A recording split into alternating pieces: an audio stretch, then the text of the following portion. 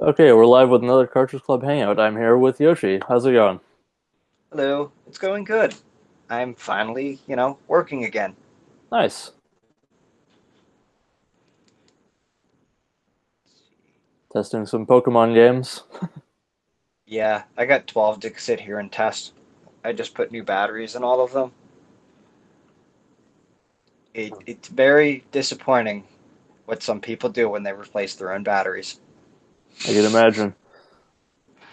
Anything else going on? Uh, my opinion of Octopath Traveler has changed. Oh, nice. As Did in, you I play the actually demo? want the game now. No, but I actually want to get the game now. What made you change your So, mind? I don't know. Part of it was playing through Chrono Trigger and liking Chrono Trigger after thinking it was garbage for the past half a decade. So I'm kind of sitting here going, maybe I should give some more of these games a try Yeah. because it's not like there's this giant pile of JRPGs for me to play or anything.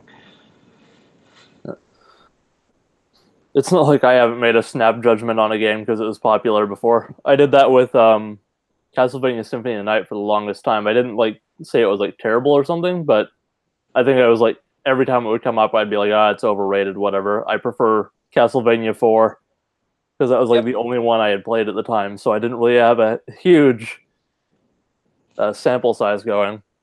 Just stay away from Castlevania 3. That one's evil. Unless you like brutally hard games that are evil. Okay, usually people say two, but I guess I can see where you're Two's not coming bad. Two's not bad as long as you have Nintendo Power. from. If you have to use a guide, it's bad. That's my opinion. Like if you have to use a guide. If you Oh, want to use a guide and it helps, that's fine. If you have to in order to progress in the video game that you purchased, it is bad. okay, let's put it this way. You pretty much have to in parts of that. But Oh, there's a I know. guy that went out and made a retranslation of it where the hints are actually helpful hints. And it basically tells you what you're supposed to do instead of, leading you astray the whole game. Yeah. Because So if the you follow original the hints in that, you're screwed. Yeah, the original version's bad, but like, yeah, the proper translation that's out now, or better translation, that would be probably pretty decent, all things considered. I heard Pokemon the Yellows are okay. I heard the Japanese version of Castlevania 3 is easier. Yes, it is, actually. So if you're going to play Castlevania 3, you want to play the Japanese version, not the US version. In the US version, they gave us a 10 life code. However, at the same time, they made it so that, like, instead of, okay, towards the end of that game, certain enemies in the Japanese version do different amounts of damage. In the American version, every enemy on the stage does the same amount of damage, and as you go forward in stages, it just increases. At the last stage, 4 hits and you're dead. That seems about right. Or one if you fall into a fall into a pit from the Yeah, yeah, what's it called? yeah. The And to top that off, I don't remember the in term most of for the Castlevania games, knockback. There it is. most of the Castlevania games, you make it to Dracula, you start at the stairs. Mm-hmm. Not in 3. You die at Dracula, back to the beginning of the level with you. So Ninja Gaiden syndrome. Pretty much. And it's Lovely. brutally hard. And you have to go through the entire last stage, plus 3 stages of final boss, which is just, miserable to get through. Yeah, sounds very similar to Ninja Gaiden. But, do you know if there's a hack for like a NES hack of the Japanese version of 3 where it is in English but it's the easier version? No, I don't think someone's done that yet. Someone should get on that. That could be interesting. I would be surprised if that hasn't Although, been done yet, but that's just a shot in the dark. although I think it was a disc system game, so that might be why it hasn't been done yet. Maybe. I'm not all that familiar with it. Oh, great. So this Pokemon game, you have to set a clock at the start of it. and then you talk to Oak. I haven't So, played most of these Pokemons in between Yellow and Y. Like, I missed all of those generations. I'm not going back to play them all. Sorry, Pokemon fans. It's not I, in the it's not in my interest if we play all those games. yeah, a lot of them are fairly similar. Is it like the lack of story that's, or like a decent narrative that's keeping you from playing most of them? It's basically because they're all the same. Every Pokemon game I've ever played feels exactly the same. Yeah, pretty much. I You was just go kind catch of, Pokemon, train your Pokemon, go beat gyms, stop some very stereotypical bad guys, rinse and repeat. yeah. I obviously the appeal of those games is more like in the actual catching of the Pokemon and training them and battling people rather than actual narrative. But if you wanted to go to one that has a semi decent narrative to it, like as is an enjoyable single player experience, go back to Pokemon White and Black and White, the first one of those. I haven't played the second one, but the first one of those is the only one I've felt the need to actually finish. It's not the best narrative, but it's a narrative unlike most other Pokemon games. I don't know. I basically just I realized the Pokemon stuff wasn't quite for me, so Yeah, I that's haven't fine. played much of them. I just figured I'd mention that because that doesn't really come up all that much. I kind of want to try the Mystery Dungeon games because those just look I interesting. also hate how much text you have to go through at the start of these Pokemon games, Yep, just for me to test to see if the battery works. It takes more time to test these than it did to put them all in. That annoys me. yep. At least you can just skip through it. Yep. And then save, and then turn it off and back on.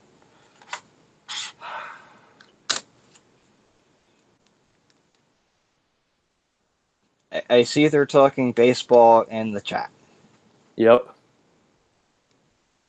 and I have nothing to comment on with that. Nor do I.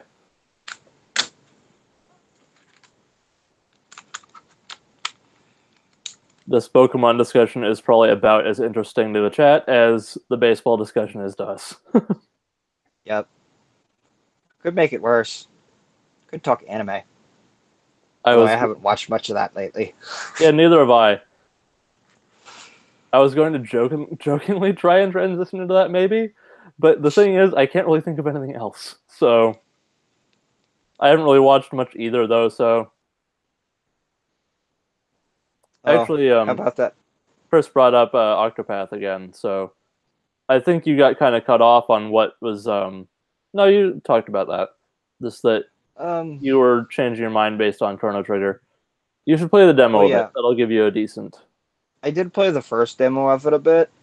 I was kind of lukewarm on it at the time, but I think I was also kind of like, what the heck is this? Why is everybody ranting and raving about this game? Will you please shut up about this game now? So, popularity tends to kill things for me. I don't understand why. Just Like, constant mentioning something you're not all that into. It's tiring. or I'm sitting here going, this came out about the same time as another game I wanted, so I'm not buying it right away because I was more interested in Shining Resonance Refrain, Yeah. which that was a good game. A lot of people are still crapping on it, but I'm not surprised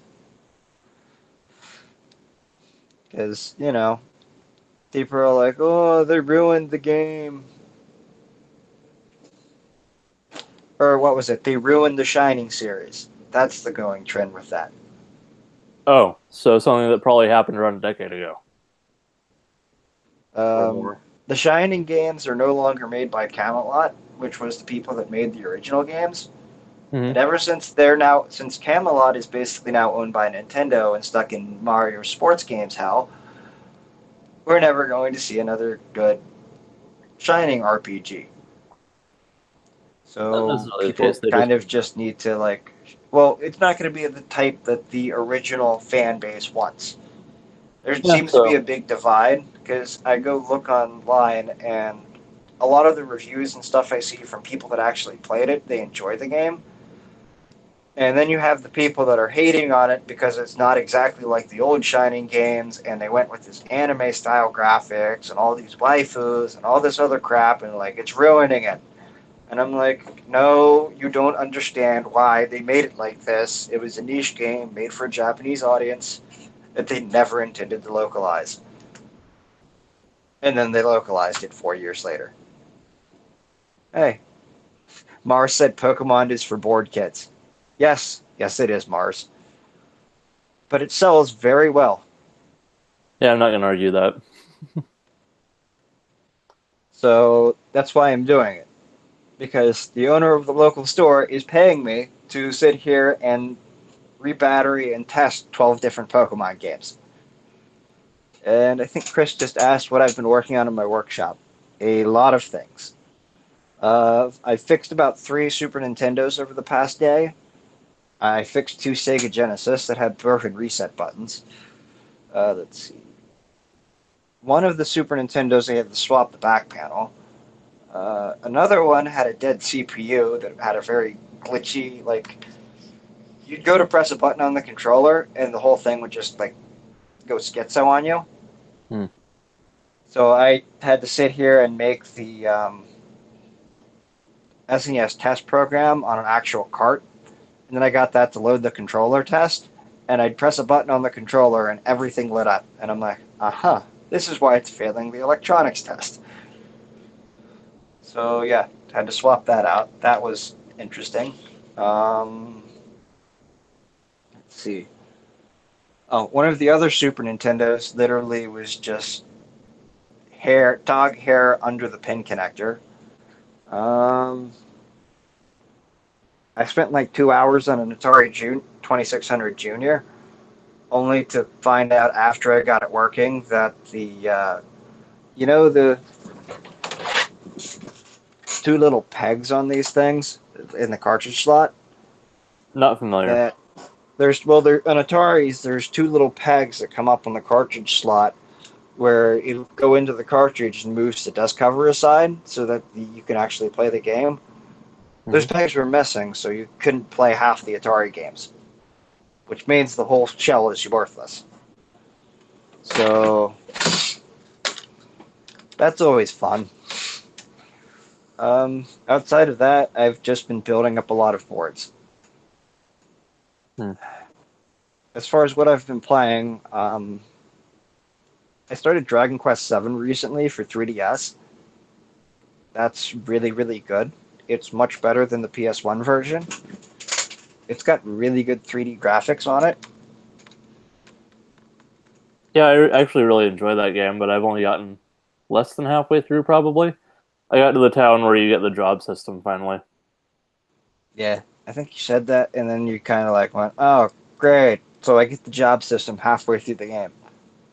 What It is this a little crap? bit. It just not that it's crap. It just felt a little strange. Like, why introduce it now? Like 40 hours into the game, rather than like near the start. If it was like even 10 hours in, I would understand it more. But it just kind of feels a little odd because you spend all that time leveling your party in a certain way that you want, and the game leads you in certain directions of how you want to level your party. And then it's like, well, here's time to upend the entire leveling system for you. Good luck. Chris says he put 100 hours into the PlayStation version. I That can seems see a lot. that. The 3DS version is longer. In Mars, I'd rather have unlimited tacos. I can't eat a lot of pizza anymore because it's got too much bread. Bread is bread equals carbs. Can't do it. Makes me sad. I've had to give up lots of food I've liked because my body doesn't tolerate it right anymore, which is very annoying. But I can't really do anything about that, so. Yeah. Though, when I do get pizza, I prefer New York style, the thin crust stuff. None of this deep dish crap. There's too much bread in deep dish. Sorry, guys. I prefer less bread with my pizza.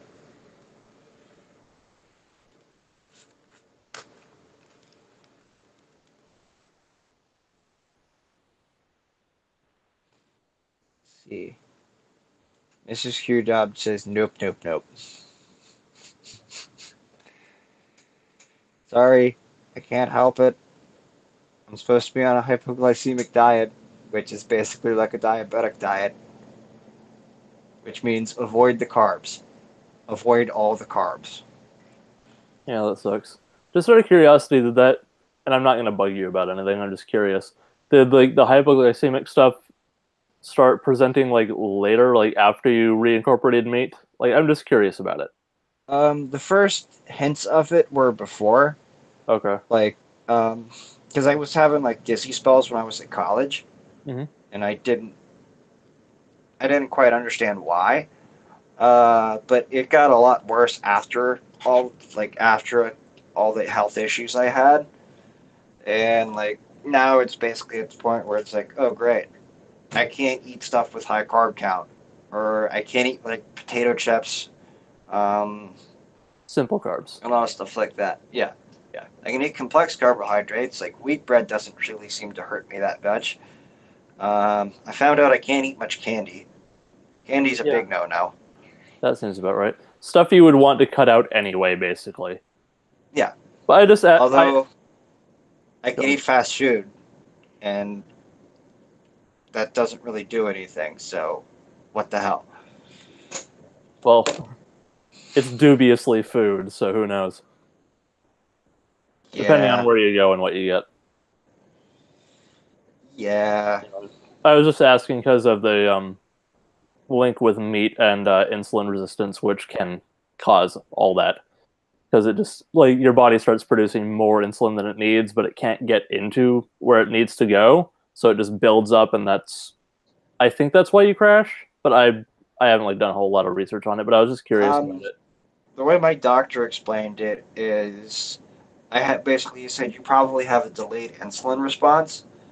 So, in a normal person's body, uh, let's see, you eat something with a lot of sugar, your blood sugar goes up, the body goes, okay, let's make some insulin right away, and it makes enough insulin, and then when it starts to dip down, it goes, okay, let's stop, and then it like evens out. For me, it goes, oh, blood sugar spike. Yeah, whatever. Okay, make a bunch of insulin. Okay. And then it goes way down under, and I'll crash, and then it'll stop making insulin. Yeah, So, so basically insulin resistance, which causes a delayed response to it. yeah. At least I So, think so. I don't know what it was, but like, uh, it's annoying. The only thing I could probably say to that, and I know this sounds like I'm being probably preachy of the vegan thing, but I know you can't cut out meat because you're just not in a situation for it, and that's kind of how you're just getting your nutrients right now, just because you don't really have a choice in the matter.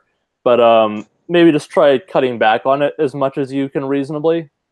See if that helps. The problem with that is I have to eat things that are high protein more often than I eat things that are low protein, and most Yeah, of the non-meat protein sources don't are also very high in simple carbohydrates. maybe. So it's kind of like you're screwed. I'm kind of screwed, and I can't go back to vegetarianism even if I wanted to, which is kind of, I don't really know how to put it anymore. It's just something where it's like, my doctor told me, don't try that crap again. Because doctors aren't nutritionists, I'm just going to say that bluntly. They get Yeah, virtually no education on that, so they're just kind of going off popular opinion mostly. But anyway, I'm not going to bug you about it. I understand the situation. But that's all I can think of to do would be to try and cut back on the meat as much as you can. Like not like to none, because I know you can't. But just because like that causes like the inflammation and then this kind of messes everything up. And the insulin can't be processed properly. But again, I'm not an eh, expert on that, so I'm just going to shut up as far as that goes. Didn't really mean to get into it. eh, it's all good. I'm just sitting here testing Pokemon games Mm, that I don't like, which is basically like, you sit there and you like thumb through the opening and then you save it and then you turn it off. yeah, It gets just something. boring after like the third game. If someone else could join and give us another topic of discussion, that would be fantastic. Yeah. I don't really have too much to talk about because all I've been doing lately is working on consoles and modding stuff. So, yeah. Yeah, and I've been reading comics, which is basically the same difference for a lot of the people that watch this. Yeah. Especially you. I don't think you want me talking about reading the Alan Moore run of Captain Britain. I wouldn't even know it. I don't even know what that is. Exactly. I'm literally like completely comic book ignorant, except for a couple manga, but that's doesn't really fall under the comic book. It does, but it doesn't. I know what you mean. And this is sad. This is the most I've used my Game Boy Advance SP in probably a few months. Actually, probably since I bought the thing. Actually, on the topic of manga, just because this is something I can talk to you about that you might actually give a damn about, is if you have access to Kindle Unlimited or Comixology Unlimited, which you do because you're in the US, but if you wanted to try that service out, they have some manga on there, and one of them they just started putting out Beck for the first time again in a long, long time. This is a really good series. Tokyo Pop put out the first 12 volumes, I think, but then they stopped because it just wasn't selling all that well. But so it ended there years ago, and it hasn't been available since. But they just uploaded the first 14 volumes. They translated 2 new volumes, and they're doing that. Basically, you can read it in a Netflix-style program where you can just buy it. But it's a good series if you want to check it out. I'm pretty sure Crunchyroll has a manga service. Yeah, it's okay. If you want to read Attack on Titan and Fairy Tail, like new chapters of that, it's really good. But not I a don't whole read heck of a much lot on manga there. anymore. Attack on Titan Let's actually gets see. really weird later on after the anime stuff. I didn't I know even you like don't the care about it. anime. Yeah, I know you don't really I care did about that not series. like that show. I remembered after I watched it and I was just like, this is disgusting. Why is everybody liking the show? This is absolutely disgusting. yeah, because you don't like the gore. That's fine.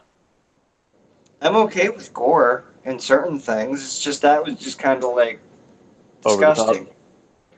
Yeah, Well, you had these, what was it? Like giant, fleshless, or like skinless skinless, people yeah, that with basically really ate yeah humans.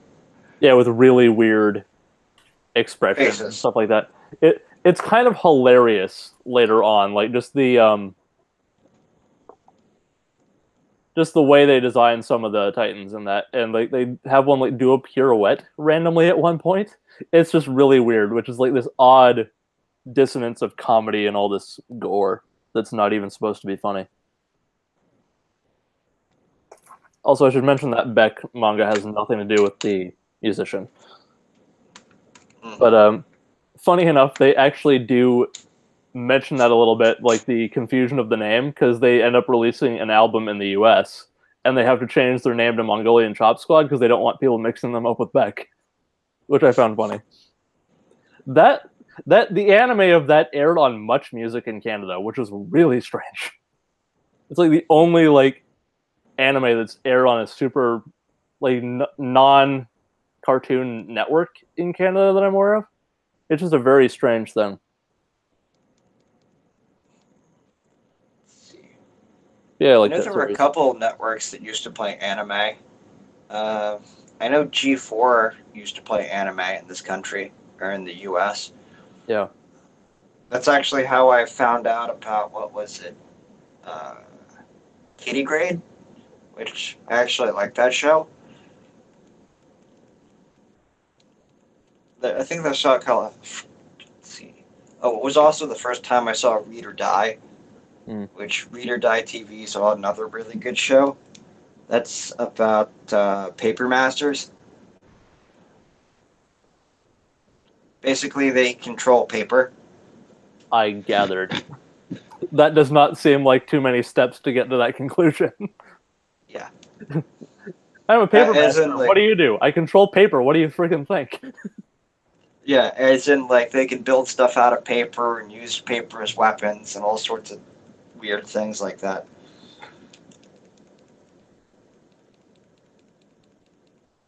Yeah, there's some manga, just to mention something, that I have on my shelf that I need to read. And again, if anyone wants to join and bring up something else to talk about, feel free. Can't think of anything else. But I've got a Oh, Star Wars manga here that came out. let's see. I have the first PS2 sold in one of the local counties in What? here in for service. Literally, it was the first PS2 sold in one of the local counties, and the owner wants it fixed. And I'm like, it's cheaper to buy a new PS2. He's like, I don't care, I want it fixed. Okay. Okay, you're probably gonna have to buy a new laser, but Oh, apparently I've been asked a question by Melissa, but I didn't see it. Topic. Are we interested in going to C3 next summer? mm, I was interested in going this summer. I just wasn't able to. So I guess that would be a yes. Yeah, maybe. I would just have to see where I was at the time, but I'm not really big on travel, so probably not. What, you don't like the flying death tubes? It's not even that. I'm just lazy, to be honest. See, I don't like the flying death tubes.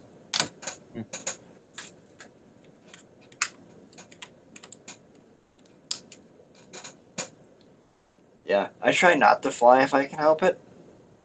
I'd rather be in my, rolling death machine. Yeah, that's much safer. Made of metal. Yeah. I don't even have a car, so that's another barrier to entry. I have Yeah. decent I have decent transit, and it's cheaper just to take a cab occasionally, and I can walk places. So there's no need for me to get a car. Oh man. I could finally move on to a different game here in a second.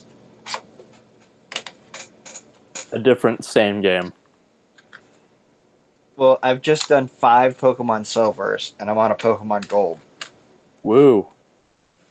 Woo! I Holy actually crap. back in the day I did end up getting silver, gold, and crystal. I fell for it twice. Getting the same See, game 3 times. my family fell for that with the first Pokemon game because we had red, blue, and yellow. Well, red and blue are the same game. Yellow is the same game, but now you have this annoying little rat following you around the entire time. Yeah, remix. Pretty much. Which is what they've done almost every single generation until recently. Then they're Yeah. just like, instead of re-releasing the same game as last year, this year, we're going to re-release an old game. But we remade it. You like the remake guys, right?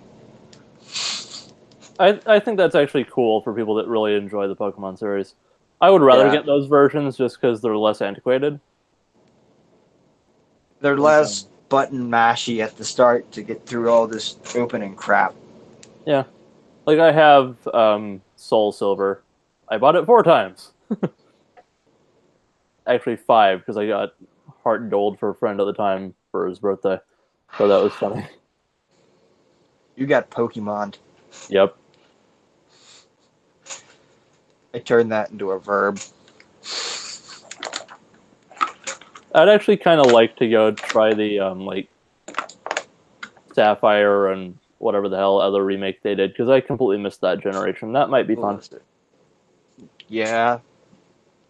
See, I know the 3DS ones I played were actually pretty good. Like when I played through Y, I thought it was a decent game, but after playing through that, I'm like, okay, I beat the game. I'm basically done now. And then you got people like, but you need to go catch all the Pokemon, and you should go farm and like, what was it? Competitively breed to have the best team and all this stuff. And I'm like, How about now? why? I was like, why? Because Can that's the you? point.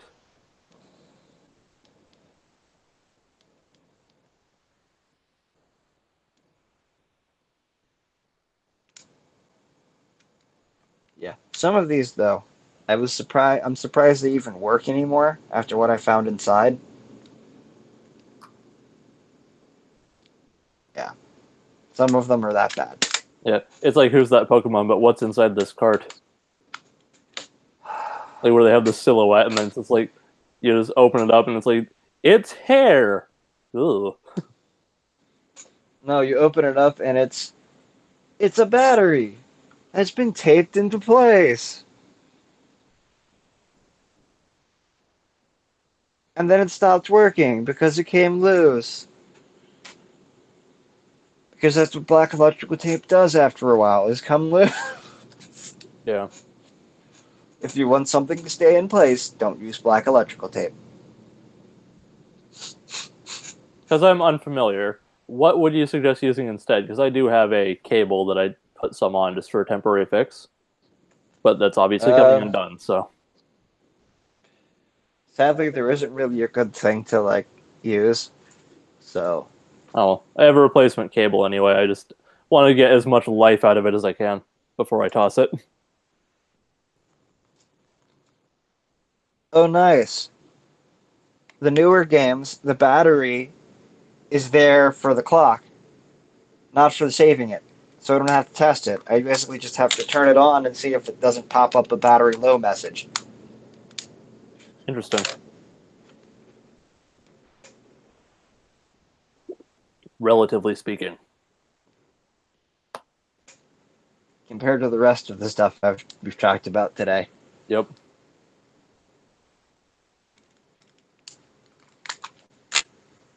Okay, I have to step away for a minute again. I'll be back. Okay. I'm just here testing Pokemon games.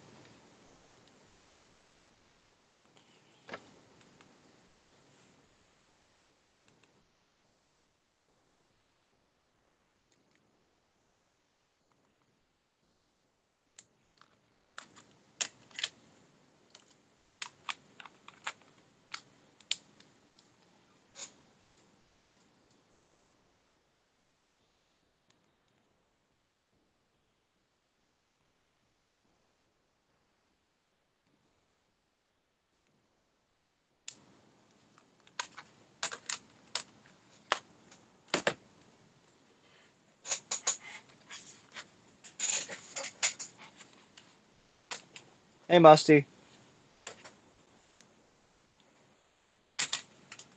You missed a lot of talk about Pokemon games and other things. Save us.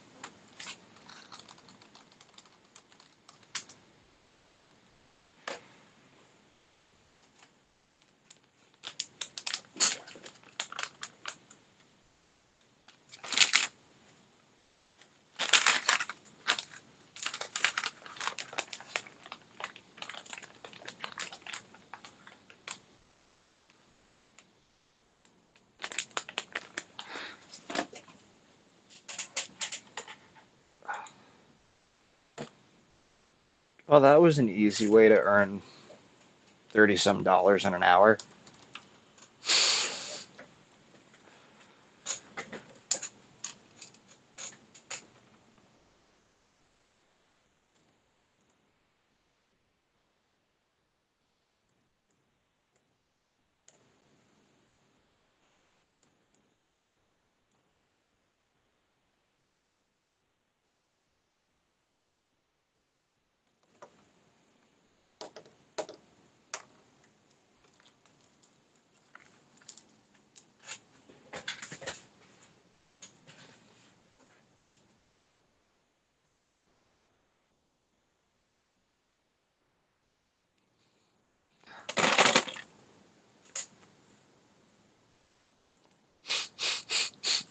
Really, Musty?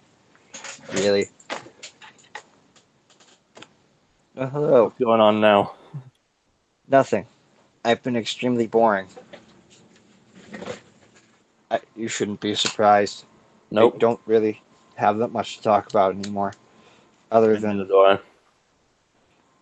where is everybody? Elsewhere. I probably should have put a heads up out on Twitter earlier than I did, which was not at all.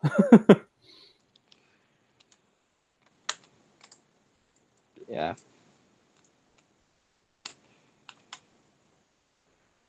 Oof. I see the joke now, Musty.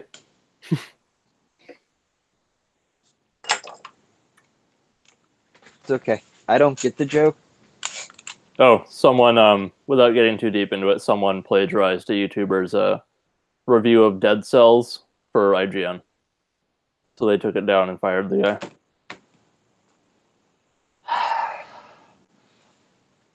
Hey, we all know most of these people in game journalism probably didn't do so good in college.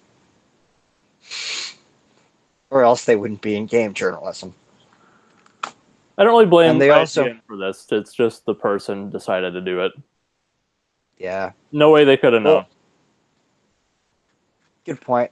But I've also seen and heard multiple reviewers come out recently about how they never finish most of the games they're supposed to review. They get about 10, 15 hours in and then give it up Yeah, because they have about, you know, a 100 billion. other games Fine. they're supposed to review, plus all these other stuff they're supposed to do.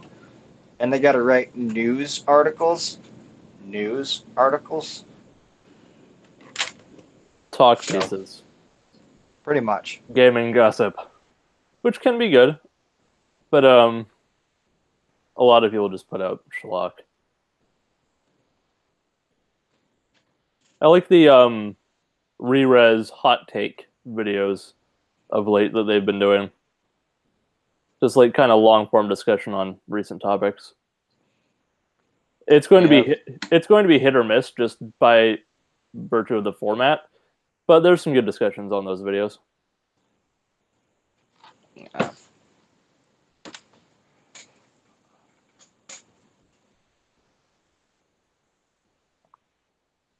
I wish I had played a video game so I can talk about something other than a comic.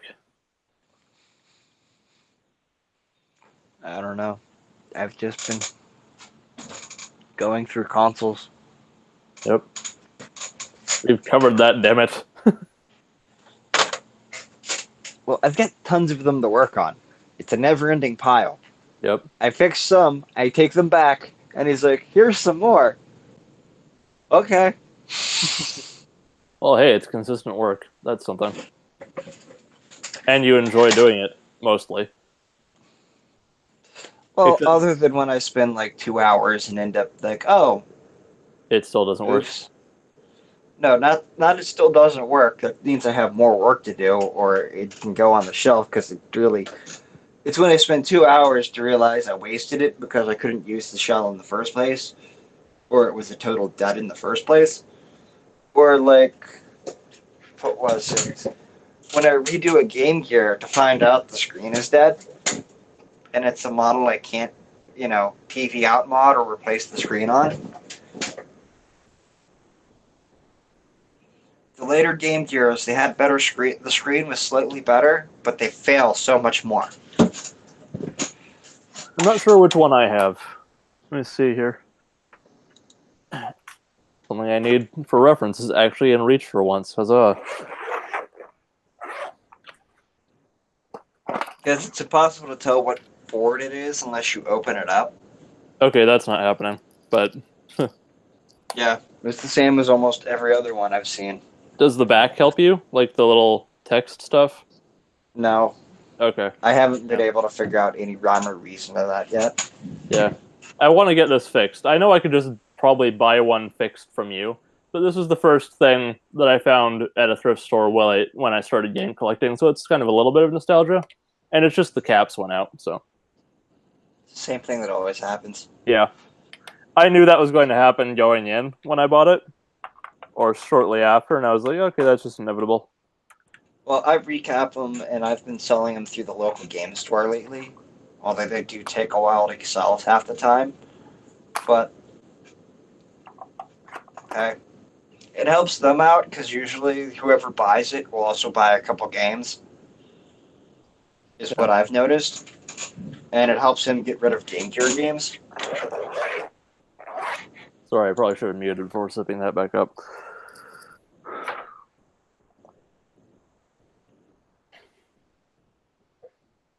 So. I doubt anyone's going to take down Game Gear ROMs, so at least I have a way of playing it that way. Yeah.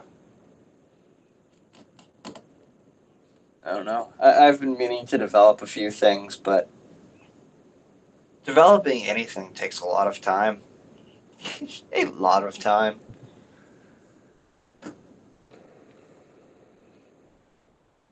Hmm. Yeah, I don't really have anything interesting there. There's been a bunch of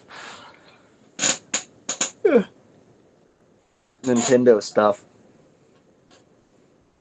I haven't even bought games lately. Well, I can transition into a suggestion then for Switch. Have you looked at Owlboy at all? No. You should. It's an interesting little indie game. Really good retro graphics on it, but like retro style, like kind of more like the high bit style, where it's not like intentionally shitty looking, but it's just kind of using that aesthetic really well. Well, oh man. That's one problem I've had with a lot of indie games I've looked at is like, I get it. You're trying to go for an old school art style, but why did you just make it look ugly? Yeah, I know. It's just like, Or when they choose to even go with like a more modern art style, but they use a really ugly cartoonish art style, because there can be really ugly cartoon art styles, example. and I can't think of one off the top of my head because I usually don't pay attention to those. But I've seen a lot of really bad like art styles that people are like, "Oh, this game is great," and I'm like, "But it looks so ugly." And again, I'm not the biggest fan of most of the what do you call it? Indie games. Well, indie games or Western style cartoons.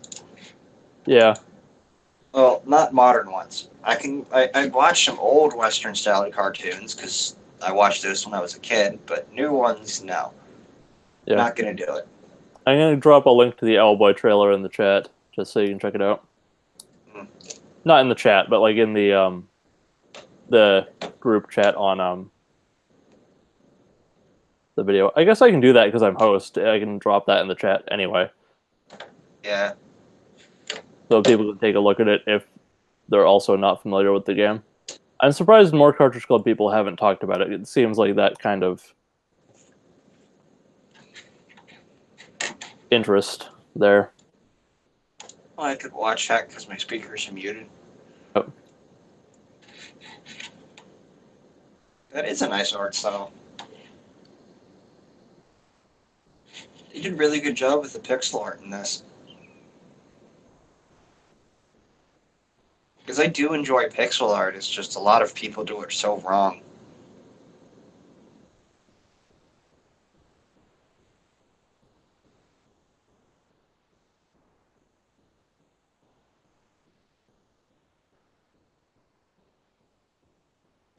I'm not quite sure how the mechanics work, but it looks like you're basically an owl.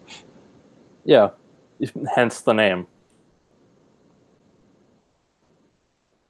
But I'm also cheap with Switch games that are digital and will basically only buy stuff on sale. There's a physical version. I also try not to buy physical stuff on Switch sometimes for like Fair enough. indie games because they're usually still twice the price of the digital release. Yeah, that one goes on sale a little bit. I've seen it on sale a couple times, but I kind of ignored it. Yeah, Partially Mars. I know because it was on PC before. I actually have it that way through Humble Bundle too, but I'm just more interested to play it on something like Switch. So, but it's a good game. yeah, You just kind of, Mars. Yeah, but you could definitely get it every cheaper that way. I'm not going to deny that at all. It's on other systems other than Switch too, but yeah. it's just a good game, and I think people should try it. I know Mars. You can buy all the games on PC, Most. and you can get them all cheaper. Hey, must be. But I don't use Hello, my PC for everybody. games. Hey, save us. What am I saving Yeah. you from? The lack of topics. Ah, Yeah. Have you played Owlboy at all? no, but I've heard a lot of really good things. I saw Cygnus Destroyer's review on it. Yeah. Somebody else was talking about it. Remember There've been a right? few of those like high tier indie games. Different thing then. Never mind. Like it seems like Owlboy and like Hollow Knight, Celeste. Like there's I guess Dead Cells to some extent, and that's just coming out. Obviously, that's all over the news. But it's relevant, and it's also like reviewing extremely well, which is compelling. I mean, it's nice to see hard work on games like that go rewarded with good reviews. Yeah, for sure. Well, because some of those studios, it's make or break at that point, right? Like they've dumped a whole lot of money, and if it doesn't hit, like that might be it. But yeah, when games like Celeste got a a bunch of 10s, and people are not paying attention to it. Granted, I haven't played it. I want to play it. I should pick it up. I should pick it up relatively soon. Maybe, I don't know. It'll be one that I want to play before the year is up. I think that's what I'm trying to get at.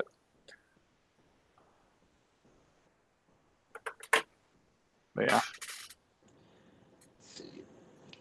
I've seen what Celeste looks like, and I'm just like, eh. Yeah, I mean it's your pixelized like Twitch platformer. Like brutally hard type platformer. I mean, I think it ramps up, but I haven't heard anyone complain. I haven't heard anyone say that it's unfair. It's just it's challenging.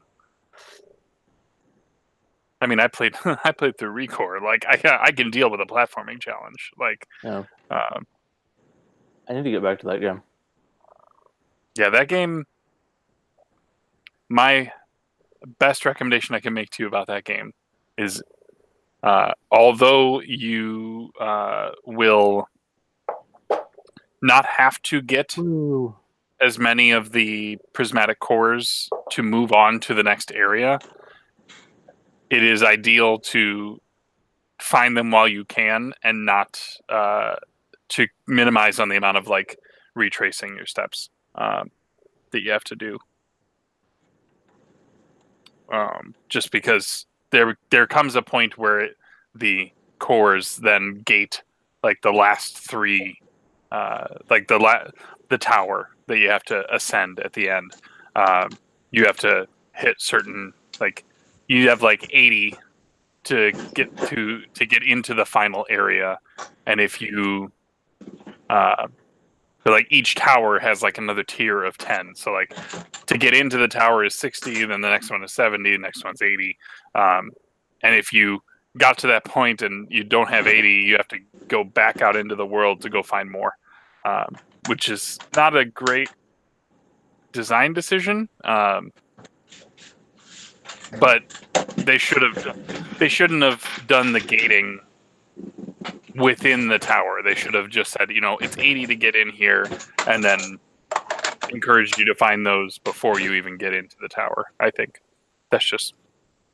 But that end game, the difficulty spikes big time. Yeah, I tried to do one of the challenges, like the challenge dungeons, and I just kind of exhausted myself trying to get through one of those. Yeah. It's was it one of the platforming ones or a combat one? Platforming. Yeah, it was one of the timed ones, I think. It's sometime after the. I'm trying to remember a reference point. I think it was a scene involving a gondola that happens. Like I got after that point, and it was kind of one of the challenges after that. I don't think I got much further. I think it was like after you find like the third companion robot thing. Okay. I don't remember. It's been a while. There's a fourth, so I mean, you're pretty well along. It's I guess knowing how many cores you have would be kind of the big indicator. But just like moons, there are some that are just like laying out in the open. You just need to go find them. But It just takes a little bit of extra exploration to get them. Don't 100% that game. There's not a need to. At least I don't think there is. I don't see a need to 100% any game for the most part. Some people want to exhaust every little thing that they can out of it, and I totally understand that. But it depends on the game, yeah. what it takes to do so, and how much crap there is to do. Like There's also the. I guess it also depends how many games you have to play. Yeah. No one has to play any games. Yeah, but it also just depends on how interested you are in sticking with that one particular game for a longer period. Yeah, I mean, I know more people who have gone and done every possible thing on Horizon than anything else. Like, they're just people who are like, I love this world. I want to be in this world, and here's all the stuff that they are putting for me to do. So I'm going to do all those things, and I think that's totally. I mean, that's a sign of good design. That those who really enjoy it or really, really enjoy it. God of War has some of the same kind of following. Yeah. Like, there are some people who are like, yeah, there's a point where they're just like, yeah, I'm good, and there's the other group who's like, I want to find all of this, and I want to see all of that, and there's I want to unlock the best armor and the best weapons. Yeah, I want to do the post-game content on God of War, but I have other stuff to play, and I think that's a relatively easy game to jump back into just for casual play. Mm-hmm. But my mom also likes God of War, so I let her borrow it. She hasn't played it yet. Yeah. But Mars brings up a good point, right? Good games deserve to be played even beyond just completing the story, right? Like, if it's he's talking about stuff going to Switch, but the same thing applies to these big AAA releases that were hits. I actually grabbed a couple examples of games I did feel the need to 100%.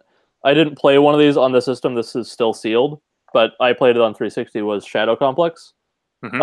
A pattern I've noticed is I really like 100%ing Metroidvania style games. And we really need a new term that's not Metroidvania. That gets way overused. But the other one on PS4, is it Monster Boyvania? Just what? kidding. Okay, anyway. But didn't the Monster Boy game? No, Wonder Boyvania. There you go. Yeah, Monster Boy. That's another one I need to get back to. But Ratchet and Clank on PS4. And Mars will probably be happy about that reference. It's not like anything really new you have to do once you beat the game once, but the game is just so fun. It's got such a good loop, and it doesn't take super long to actually go back and finish all the things. It doesn't make you do anything unreasonable. Unlike the original on PS3, which makes you get a million freaking bolts, and there's no multiplayer in the replays, unlike the other games in the series. So it just is unreasonably difficult to do that. It's the only achievement I don't have. But, my list of 100%, at least on achievement stuff, right? My list of 100%, I'm not exactly proud of. I played some games. I played some Avatar. I played Avatar. I played NCAA basketball 2K6. I got that all the trophies in one, maybe two games at the most. Lego Indiana Jones, Kung Fu Panda, Wall-E. The first of those three is worth finishing. Yeah, and the Lego games have tons of replayability. I mean, I enjoy that quite a bit. I tried to finish Kung Fu Panda as well, but it was way too glitchy. I was doing it kind of more for the hell of it than anything else. Sure. I did BioShock Infinite, which meant like 3 playthroughs. One of them being the 1999 mode. And there's an achievement in 1999 mode where, let me see what 1999 mode is. Which game is this again? BioShock Infinite. Oh, okay. I'm trying to remember what that mode means. Because you don't unlock it until you've beaten it once, and then this is more difficult than hard, and reduces player respawn points, reduces ammunition. Enemies inflict greater damage. Enemies are more accurate. Enemies recover 100% health when you're revived, so you can't keep chipping away by dying. Player has reduced and faster depleting health. Respawn actually costs you $100, and they'll be sent back to the main menu if they don't have enough money. Navigation arrow is removed entirely. Difficulty can't be changed. No auto aim. Shields take longer to recharge. Silver eagles are more scarce and found in smaller quantities. So there's that mode, and then there is an achievement for beating that mode and not buying anything. So minimalist mode. It's hyper difficult, but then you can't buy like anything except it's like very specific that you can't. Where is that? I'll find it. Yeah, but like minimalist runs essentially, like on Metroidvania type style games. And it is not easy. Yeah, I enjoyed 100%ing getting all the achievements on Symphony of the Night on 360 actually too. I only had the guide on mode just for the map because it was just it would have been way too long. The mode is called Scavenger Hunt, which is complete the game in 1999 mode without purchasing anything from a dollar bill vending machine. Which means you can only use what you find, and so sometimes it was scraping the bottom big time, but I'm proud of that one. That mentioned the Jack and Daxter games. I 100%ed the first one. That was really fun. The second one's harder to go back to for me. I think, what else have I... Any Telltale game is like the easiest thing to 100% because it's just literally finish the game. Well, I like 100%ing a lot of the Zelda games. The what? Zelda games. Oh, I heard like Zada or something. Yeah, sorry. It's fine. I think this N64 is a weirdo. It's an N64. Well, it worked. I got it to play one game, and now I can't get it to play again, the same game. Odd. I'm sure it will probably be something simple.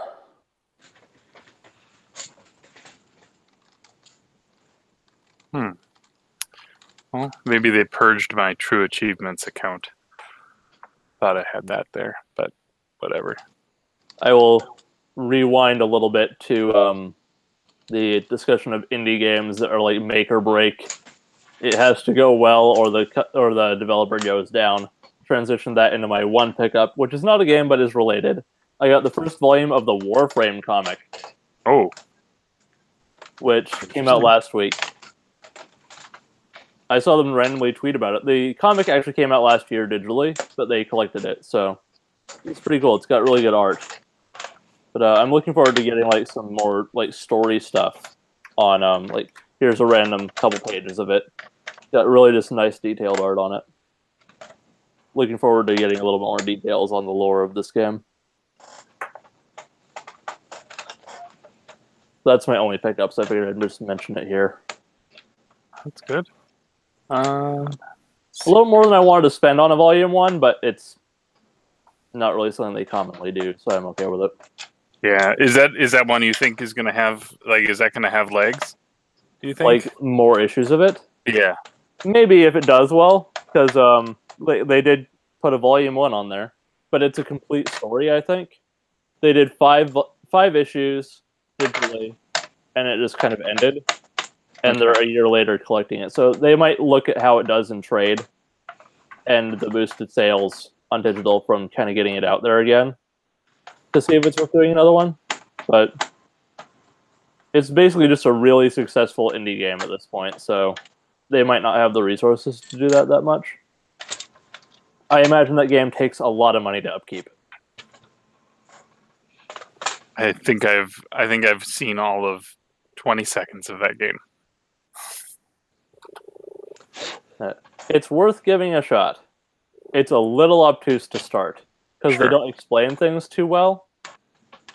But like it doesn't hold your hand at all. But once you start like getting the feel of it, it can be really fun. Okay.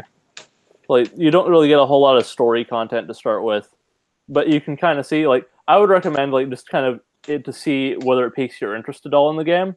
Watch the No Clip documentary on it because that's really good. It doesn't get into like any story spoilers or anything. But apparently there's like later game story content that they ended up doing that is really good, but I haven't gotten there yet. Because you can kind of tell as you play it once you know how it was made that you like it started off as basically like a level where it's like, okay, we have enough money to make a level. Let's see how this does, and then they just build and build and build, and they see what works and what doesn't, and they start doing different kinds of games. So it feels like just all these pieces added on top of each other. So it takes a little while to get into story content because they only did it like years later into the game's development. So it feels a little odd, but it's almost like they sequelize it within the same game application. Gotcha. It's the ideal from a service, right? Like from a game as a service, it's the don't put out number 2, just keep building on number 1, and if you need to reconfigure some of the mechanics, go for it. But Destiny. Yeah, that's kind of what I was getting at. Yeah. But like GTA 5 is an example of that, right? Like online, that game at least. The online for that just continues to add, and I think what was the budget for GTA 5? A lot. When they made it? A lot. I think it was like over $10 million to make or something crazy like that.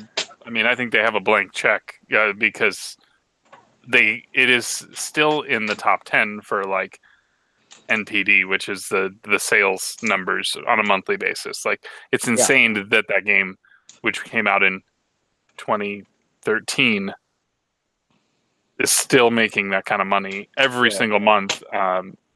Yeah, I'm not surprised about that though. Yeah, but like that kind of just shows you why a lot of people are going the games as a service model, because it's like that's a game that just added an online mode to, and they kept it up. That wasn't even the primary selling point, but it's become the primary selling point. Yeah. Yeah, there's people like, do you play GTA Online? It's like, oh, I played GTA 5. I played through GTA 5, but like my time with GTA Online was so brief. Yeah. And I got in there and ended up coming across somebody who took me down, and it was. Yeah. I felt like I was at a major disadvantage, and so it was demotivating to be in that mode. But maybe if I went back, maybe if I went with friends, it might be different. But speaking of playing with friends, fair warning with Warframe, if you do decide to try it, there is no crossplay, unfortunately. I think it's something they looked into and it just wasn't practical. So each game is its own ecosystem. I play on Xbox, but like Tesseract, he's been playing for years, and he plays on PS4, and he's got like a dojo and everything. So, I'm at this point where like I'm a few days away from my gold renewal, and I'm trying to figure out if I should just pause it for a little bit. I don't think you need live to play Warframe because it's free to play. Really? I don't think you need PlayStation Plus either. But interesting. Point of reference, you can look that up. Okay. Like I'll have to take a look at that. But I was able to play Paladins for free on PS4 for a little bit.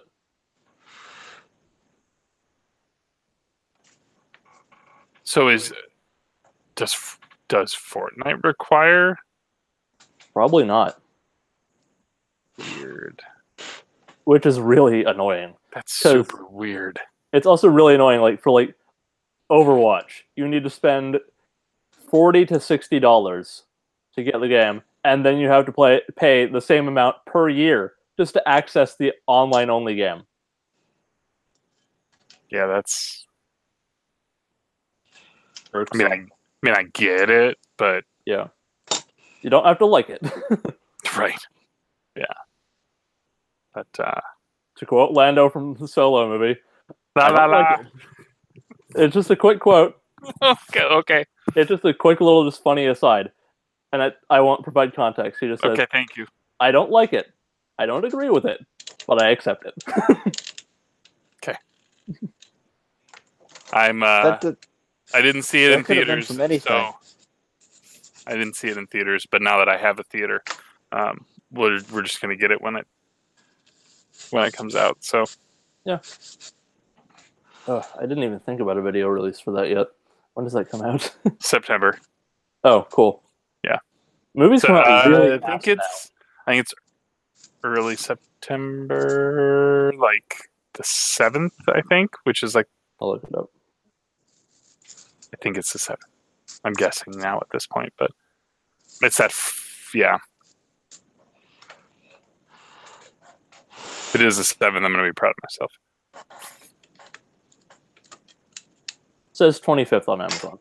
Okay, well, but I was wrong. Amazon, so who the hell knows if they're correct? Maybe that's digital. I don't know. Yeah. For the Blu-ray, it says, but they don't really have any like official listing for it so much. They have 3 different editions of the Blu-ray with no distinguishable difference. I hate Amazon with Star Wars stuff. Like, the 4th season of Rebels just came out on Blu-ray, but it's like they have it for too much money, it's sold out, and they've got the covers mixed up, so I have no idea what the hell I would even be buying. Interesting. Apparently they're just bad with Star Wars stuff for some reason.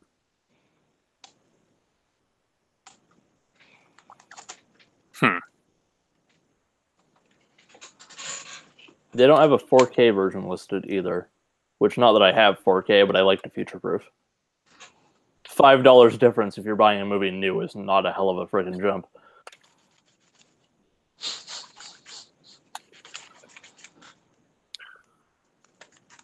Yeah, I like that movie. Shock of Shocks. Yeah, I'm looking forward to it. It kind of like hit it that like I don't think that coming out in May was a good idea. Nope. That was a very bad idea. Especially since, like, there's still hate going on for The Last Jedi. 6 months after The Last Jedi was not the time to release that movie. Right. Although I mentioned this before, but I do like the irony that the SJW police online decided to boycott the first one that actually has a white male protagonist. Good decision, guys. That'll show them what you actually want out of a movie. I think it's more about boycotting it that it's made by Disney. Yeah, but still, it's just kind of funny to me, the contradiction there. There are too many women. There are too many women in Star Wars. We're gonna boycott Solo.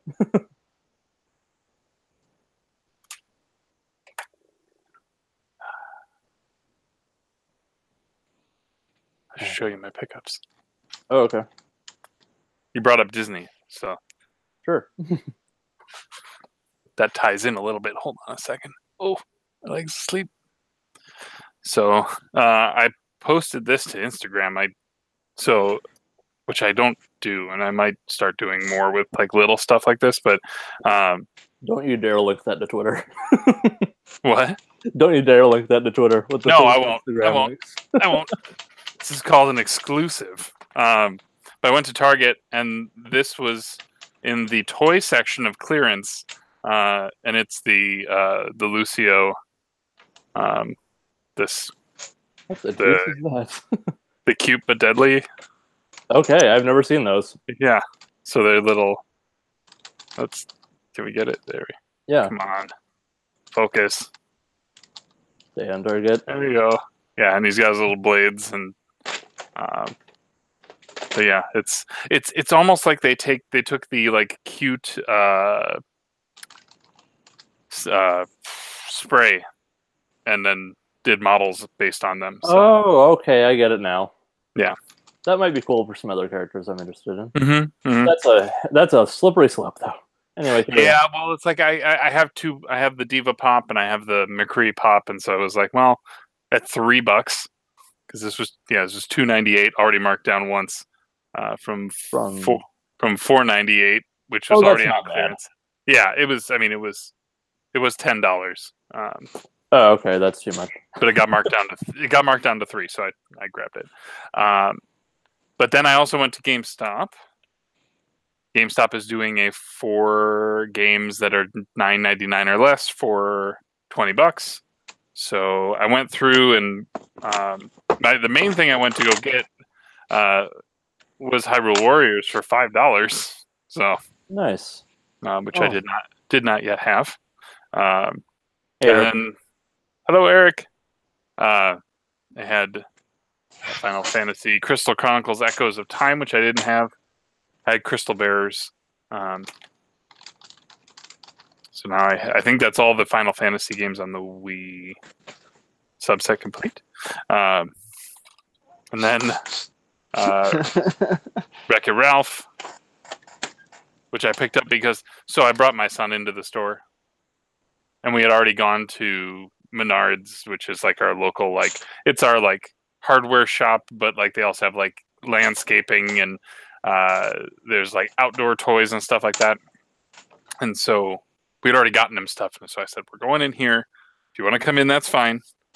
You're not getting anything. And then he went and stood in the toy corner, holding this dinosaur, and I'm just like, come on, dude, don't do this to me right now. So I saw this, and he loves the movie, so I figured I would grab that. And again, getting all 4 of these for $20 made good sense. They were all marked at 10 individually, and then this Toy Story Mania, which looks like a gallery shooter, like a 4-person. I don't know if it's competitive or if it's cooperative gallery shooter, but it says it's based on the Disneyland and Walt Disney World attractions. So I think I haven't been there in a long time, but it looks like you're throwing eggs at stuff. So I got those.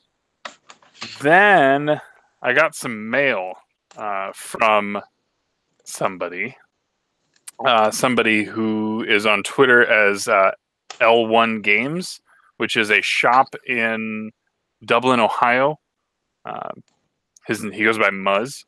Is his name. He has a channel, but he had put out there that I ended up getting this thing. The box was damaged, so I don't feel comfortable selling it, so I'm just going to give it away. So comment here on what you would do with it if you got it. And so I commented, and there weren't a lot of entries, and I ended up winning something. So he sent that to me, but then he sent me a box of other little goodies as well. So to start, let me give him his plug. Let me make sure it doesn't have my address on it. It has his address. So here's some information on the store. So if you're in the area, I know there's some channels in the area, like Your Player 2 and some others who are not far from there. I think that's probably how I heard about him in the first place. So let me show you what he had. He threw in this, which is a 2-pack of these grips for the Joy-Cons, which are helpful. There's this wallet. Why does it say weekly on there? I don't know why it says weekly. Weekly. In fact, I actually haven't opened it up. Maybe there's money in here. But no, it's just it's a Star Wars wallet. No Imperial credits. No. Or Republic credits. What else? We've got a little wristband at the Gears of War wristband. There's also a Star Wars one. That's Star Wars random crap. Probably just merch that didn't sell or something. Possibly. He had this box of indie box cards. I'm not sure. Like I opened them, but I don't know what they do. He had 4 Pokeballs that all have little clear plastic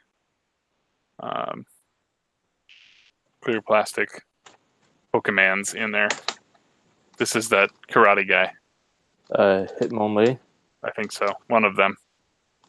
There's a few others, but nothing too notable. But I was like, oh, that's kind of cute. I can give those to. Oh, and there were stickers within. So each of those had a couple stickers in them as well. But the big thing that was kind of the reason for all of it was this Link Figma. Nice. So the bottom got crushed in. You can kind of see it in there, but the plastic on this is all like warped under. All the pieces are fine, but I get why he didn't want to try to sell it. Yeah.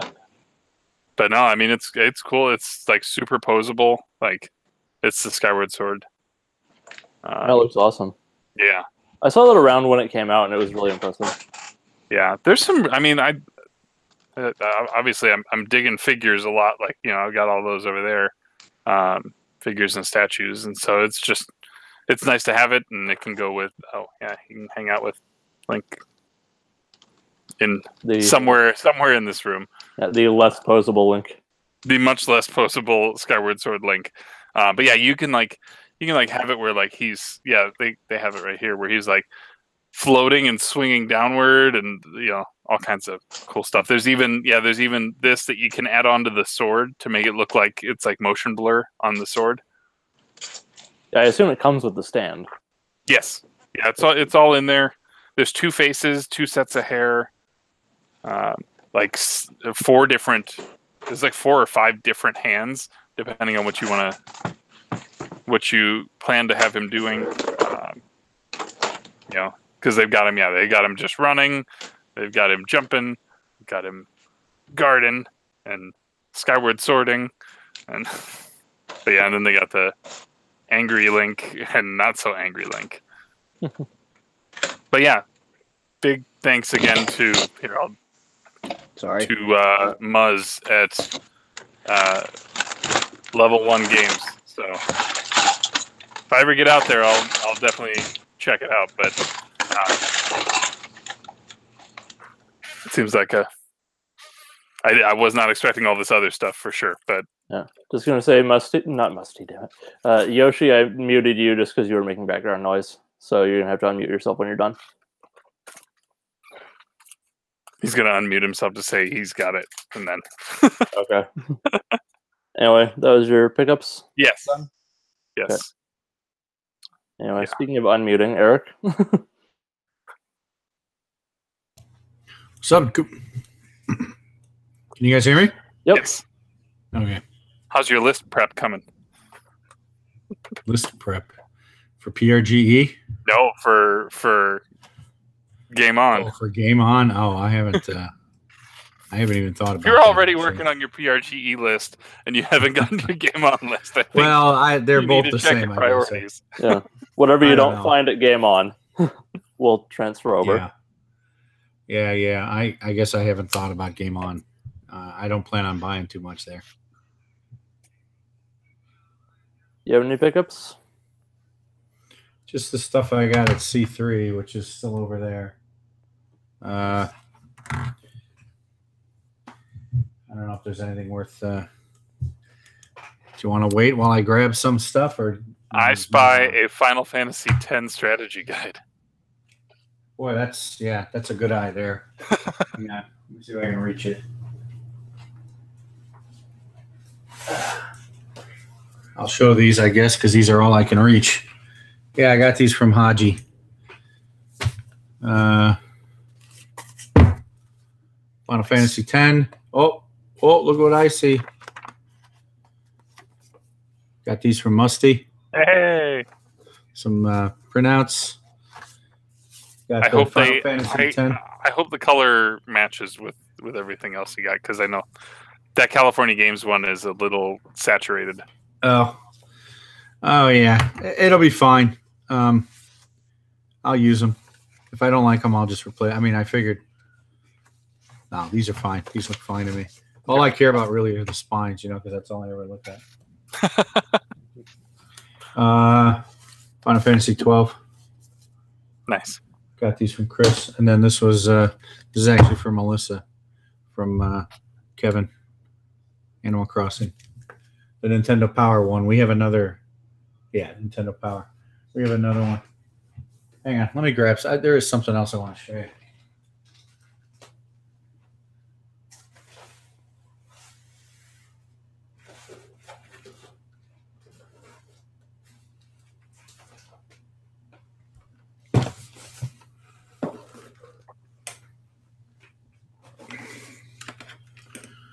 All right. Can you guys hear me? Yep. Yes. I keep forgetting the mic's actually over here. I keep walking away from it. This arrived while we were gone. It was supposed to come today. And, of course, Amazon shipped it early, so it arrived while we were gone. After seeing Joe's, this is Final Fantasy Ultimania Archive. After seeing Joe's video on it, I decided to pull the trigger. I'll probably get Volume 2. I definitely want Volume 2. I need to figure out how to make that first one happen. The first one? Yeah, I just need to go get it. Oh, yeah. It was on sale at Amazon, which is why I grabbed it. And then I got a bunch of stuff from C3, which I'm not going to show, but I will show the one thing, which is sort of the primo pickup. I made a trade and threw in some cash and got one of the ones from my wish list I've been waiting for a while. And that's Shining Force 2. Very nice. So, yeah, happy to have this complete. It's in good shape.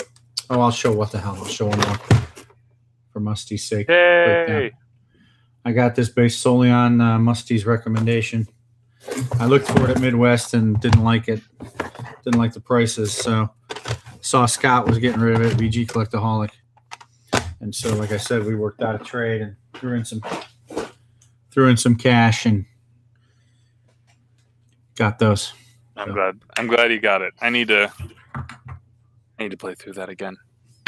So that I can either destroy my memory of it or remind myself of why I enjoyed it in the first place. Yep. I'll just re-show my one pickup since Eric wasn't on.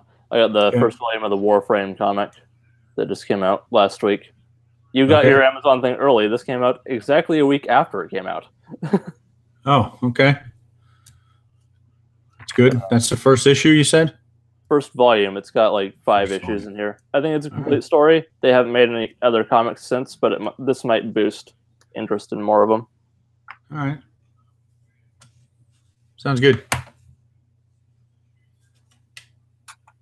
Hey, Chris. Hello. Hello, Chris. Hey, Chris.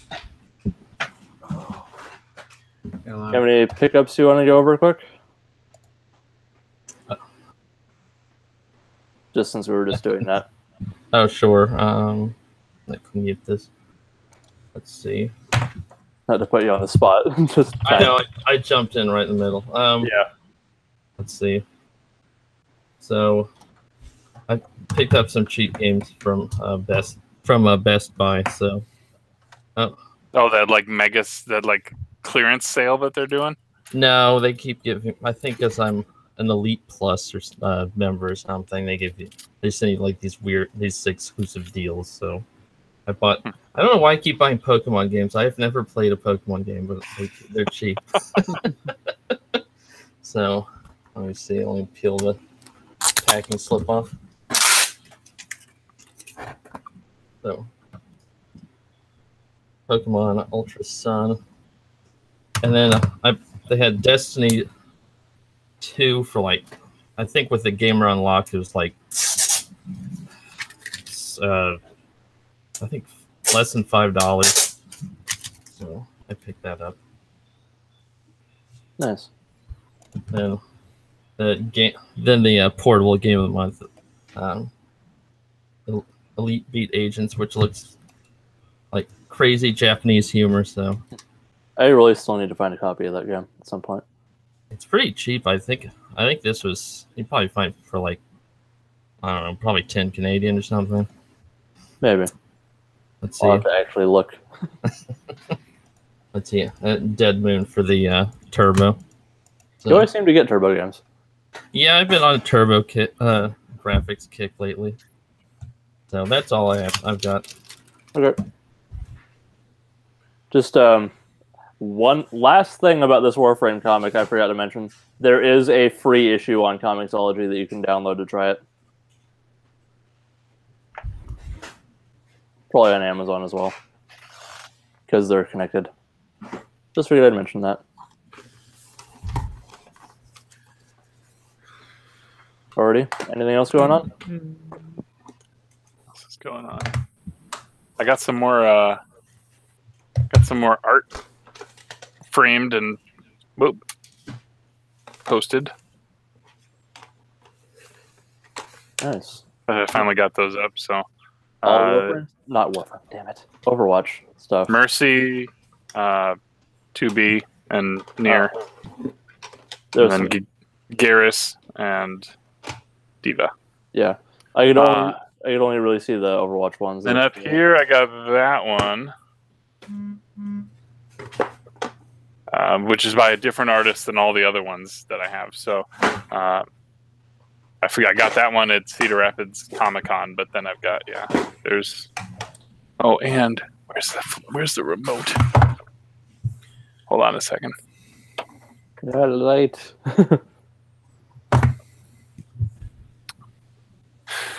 I installed. Yeah, when I went to IKEA, I got this arm mounted lamp, but I also got these I've had, but they help Nice. light these a little bit. So I've got those, and then they also they color change. Wow. So these I got at Costco. They were like Duracell lights, and really all it is it was basically the cost of the batteries, and the lights came with it. So I don't know how they were making money on that deal, but I was like, I'll take it. And I think I've had to replace the batteries on like one of them so far. But I've had them since like before the move, and they were just in a box, and so I think one of them may have clicked on while it was in the box, which obviously would run that battery out. But, I'll do it. Yeah, things are coming together. I'm almost there, I think.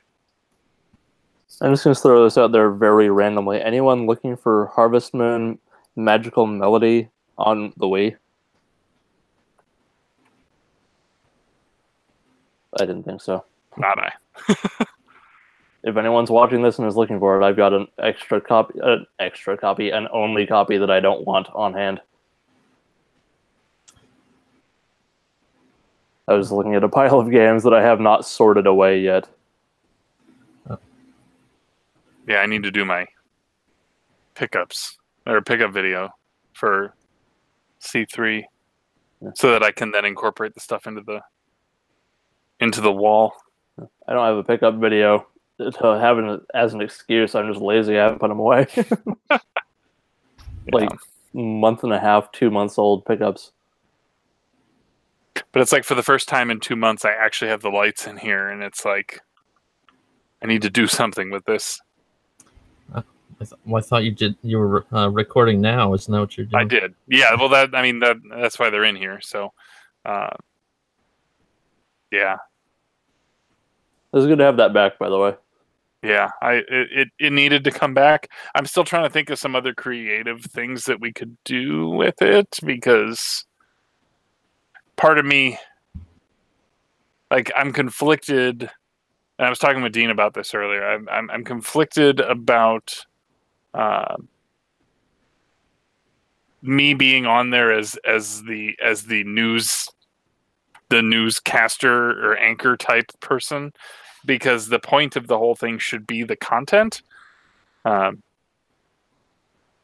like the content takes up less than a third of the screen, and it's like, and then there's me, boom, half the screen.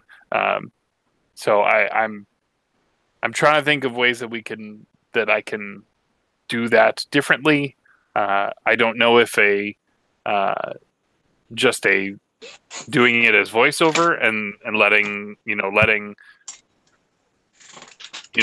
the images speak for themselves would be better or worse, or like I had an idea about incorporating footage, like gameplay of the game of the month into it somehow, but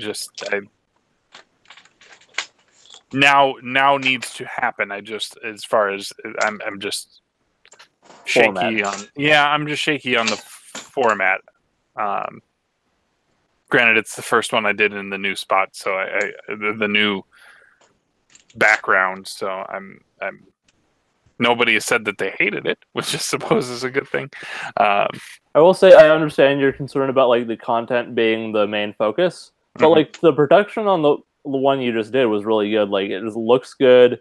You're obviously good at just doing the presentation of all that stuff and the little content on the side. It all just looks nice and it's just well presented. So even if the content is taking like less up of the screen, you're presenting it well. So that's the important part. You could make the screen a little bigger, I guess, or you could overlay footage. Like you could just I could try to animate it more and like bring the stuff out of here into the full screen. Some of that is not. I suppose it's not easy to set up once, but then it becomes easy to set up every time after that. Yeah, but what I was going to say was like when you're talking about a video that someone put out, you can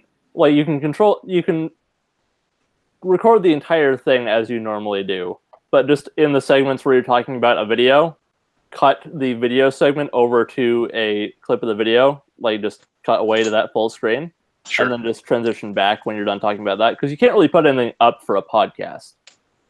Right, unless I wanted to like cut in an audio clip, but yeah, that messes with the flow of the show, I think. Yeah, it would make it longer and harder to edit. So yeah, like all you can really do is like maybe make the screen a little bit bigger for the content on the side, and for like the logos, and maybe put a little information on like where to find stuff underneath.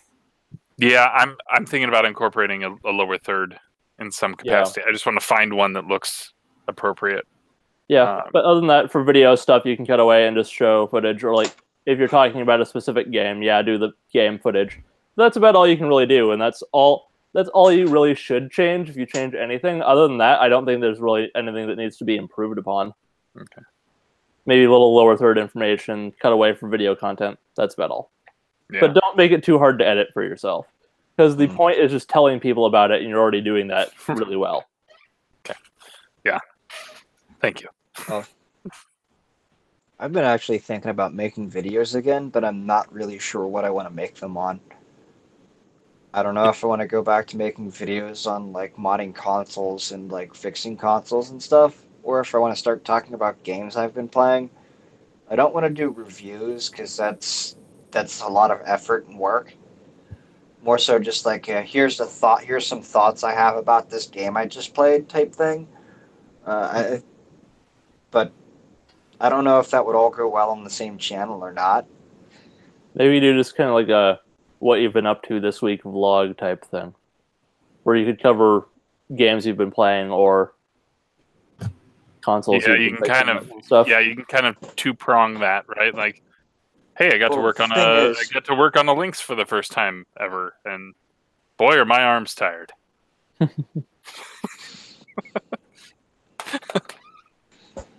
Oh boy. Sorry. That joke resonates well for people who saw Caleb's video. I just wanted to watch that. Gives me motivation to go find out what that joke is referencing. Oh, it's... Well... Yeah, Mrs. Q-Dog says keep your vlog video only 5 minutes long. Go. 10 would be my cap on that kind of thing, probably. Yeah, but... unless you're getting hugely in-depth on like what you're doing with it, then it Yeah. leans itself to more long form. But yeah, I mean, I do whatever feels comfortable, but don't. Yeah, I wouldn't hesitate. Yeah. Because I kind of do want to make videos about working on consoles again, but I need to get to where I don't have a giant pile of them to do. Because Sure. it takes 2 to 3 times as long if you're filming a video on it, because you got to think about the camera and like what's in the shot and all that other stuff. But normally it's just like, screw it, I don't care. And I also find I get a little bit nervous because I'm like, okay, I don't want to mess up on camera, even though I can edit it out, because I might miss it. So I don't know. But I think I will start making videos about modding consoles again when I get there, because I did go and take most of those down. Yeah, I still have them. They're not public anymore. Yeah. Because I don't think YouTube lets you delete them. They'll let you make them private, but they won't let you delete stuff. I think I think you can. Oh, well, I mean, you can. That's what I did. You may be right. I think you can. I think you can delete, because I've deleted like. After so many views, I don't think you're allowed to delete anymore. Interesting. Okay. Yeah, the stuff I've deleted has been like tests for like live streams and stuff like that. Yeah. Because there's just no point in that clogging up my even things set to private. You know, there's no reason to have that stuff stick around. I think there's room for both modding and talking about the games themselves. Yeah, for sure. There's a lot of games I like that no one around me wants to hear about me talk about. But somebody does. If you wanted to throw in a little electrical engineering sort of stuff, that might be like, as it applies to modding, that might be good too. Like, for instance, I find the new one. Where is it? Like, for instance, how this board works. And stuff like that. So I can go over how basic circuits work, because that is basically just a basic circuit that somebody said I stole. Sure, I stole a circuit that I could literally get out of a textbook. Maybe you should leave that one off the table for a little bit. Sure, but I mean, there's some interesting stuff. I mean, like I'm gonna give you a comparison, but it's something that's super basic. So there's on the original Xbox controller like port. It's a USB, but there's 5 wires. Like, talking through what those what those do is what they mean and stuff like that. Yeah, just so that the average person looking at it kind of has a better grasp on it. I kind of wish I was filming like some of those Game Boy games that was just, where is that? I kind of wish I was filming replacing some of these batteries, because some of them were like really awful. Mm-hmm. You're talking like golf ball solder joints, unmelted solder. I found one with unmelted solder on it that was touching the chip. Tape. Using the wrong size battery. Like using a big battery when you should use a smaller battery. It had the tabs on it, but it was the wrong size. And I'm like, these all look like stuff people tried to do themselves and didn't have any idea what to do. And it doesn't help there's some people telling them, oh, you can just tape the new battery on and it'll save again. That'll work for about a month until the black electrical tape dies. And then it turns into a hot, gooey mess inside. Or if you go on a car trip, it will stop saving in the middle of your car trip. Yeah, that's not good. So all of these now have professionally soldered in batteries. None of this half-assed rubbish. Because I have been thinking about doing that, and I've been able to do stuff like, swapping CPUs on a Super Nintendo. That's not exactly something I recommend someone that's never done anything with consoles before try, because, yeah, there's a lot to go wrong on that. And that's not easy to line up. I mean, chip. So I have been thinking about doing that, yeah. Yeah. You should just start writing these things down, because one of those ideas is going to bubble to the Just like, surface yeah. and be... That'd be a I good pulled one. this I mean, off of the Super I don't know Nintendo.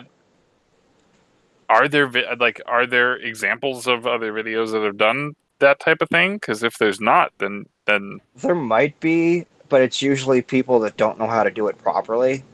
don't know how to do the That's video or the work. the work properly. Gotcha.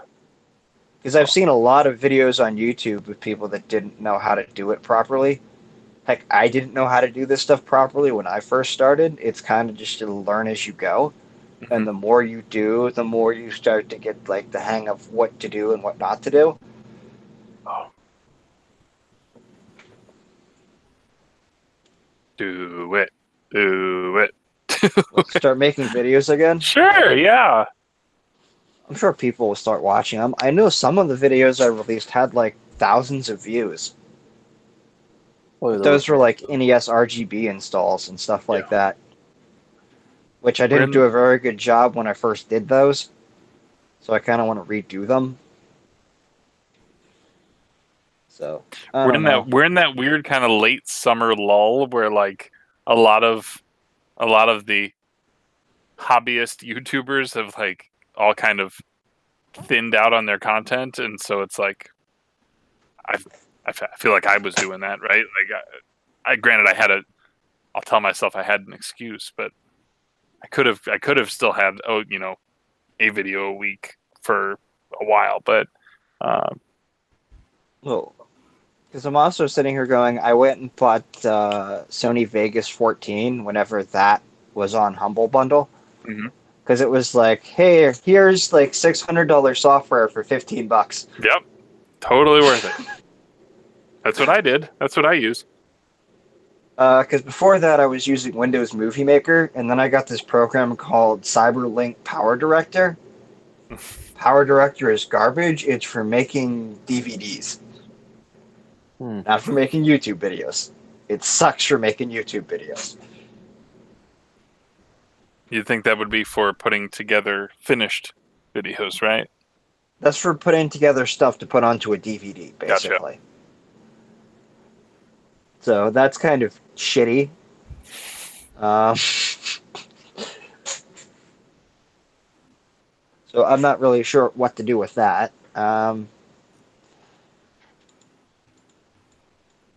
Use Vegas. It's good stuff. Yeah.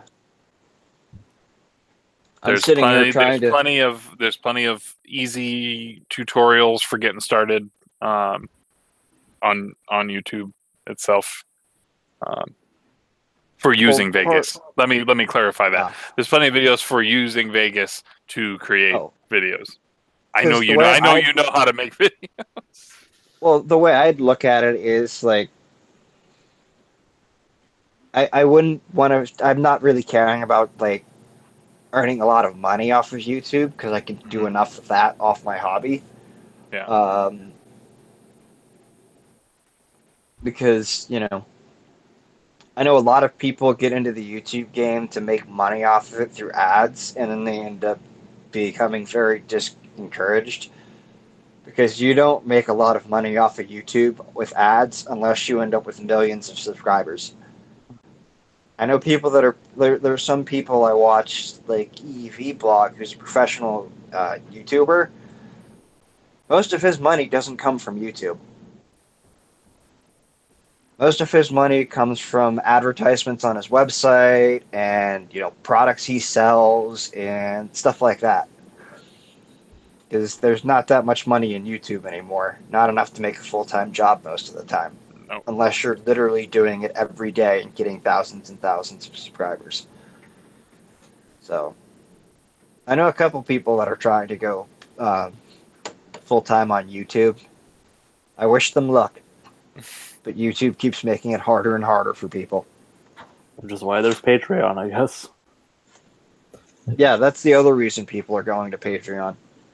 Well, I mean the thing there is that you could shift yourself from YouTube to Twitch, and that Patreon stays static, right? Like there's not Yeah. that's a consistent source as long as they don't decide to change where the payments are looking like they're being charged from and mess everybody using credit cards up, right?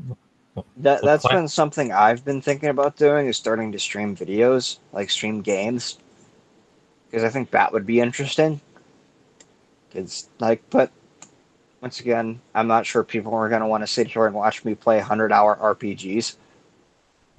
But here's the thing, though: if you're going to be playing them anyways, and you're willing to keep somebody like in the loop as to what you're doing, or just have a conversation, Yeah. you're already, it's just basically saying, hey, come sit down with me and watch this. And I mean, there's some people I've seen people mention on Twitter just in the past couple of days that like somebody had their stream open for 4 hours and nobody came by to watch. Yeah. And they were it was kind of bummed out. Boo-hoo in the moment. But I think the other thing that we should acknowledge is that, dude, you got to play 4 hours of video games straight with nobody interrupting you. Like, that's awesome. See, I can do that, but like, I'm also working from home, which is like a whole other weird dynamic. Because you got to make all your own hours and do all the other stuff, and it's just like, oh crap. If I'm not careful, I'll just sit here and play video games all day. Yeah. And then if I'm not careful, I'll just sit here in the lab and work on consoles all day. I'm not good at finding balance. And test video games all day. That's right. Yeah. I gotta make sure it works. Yeah, I mean, it's tough trying to monetize your hobby, right? Like that's I think a struggle for a lot of people is trying to create that balance to where it's still fun and it doesn't become this thing that just weighs on you and eventually then causes you to not like your hobby anymore. Where it just starts to only feel like work. Exactly. Well, yeah. There's a reason I stopped doing part of the reason I stopped doing a lot of mod work for other people was it was very stressful, and a lot of people asked for some really things I thought were completely unnecessary. So I'd have to figure out how to implement that. And most of the time, I'm just sitting there going, why are you making me add extra switches for things that you're never going to use? Okay, then. I will add them and charge you extra. I've also, had people that were very, very particular about wanting certain things, and I'm just like, it doesn't matter who makes the board. If it's the same circuit, it's the same circuit. So, I don't know at this point. I may go back into, modding stuff for other people once I start this, all the stuff for the local store starts dying off, because it will eventually start to die off. But I'm not sure at the moment. I also have college starting up again. I think the other reason I stopped was I moved to an apartment about an hour away. It was like 5 minutes away from my college, but it was an hour away from here. So I couldn't do anything there. My entire game collection was still here because it didn't take much with me. I did it first, and then I didn't ended up playing none of it because I realized I didn't like being in that apartment. One of those situations where you move into a place thinking, "Oh, it's gonna be great," and then after you're there for a while, you're like, "I hate this place," which is kind of what happened to me. I knew it. I'm surrounded by assholes. Yeah. It's like, why does my roommate have to stay up till 2 or 3 in the morning every freaking night when he wakes up hours before I do, yelling at people over the internet?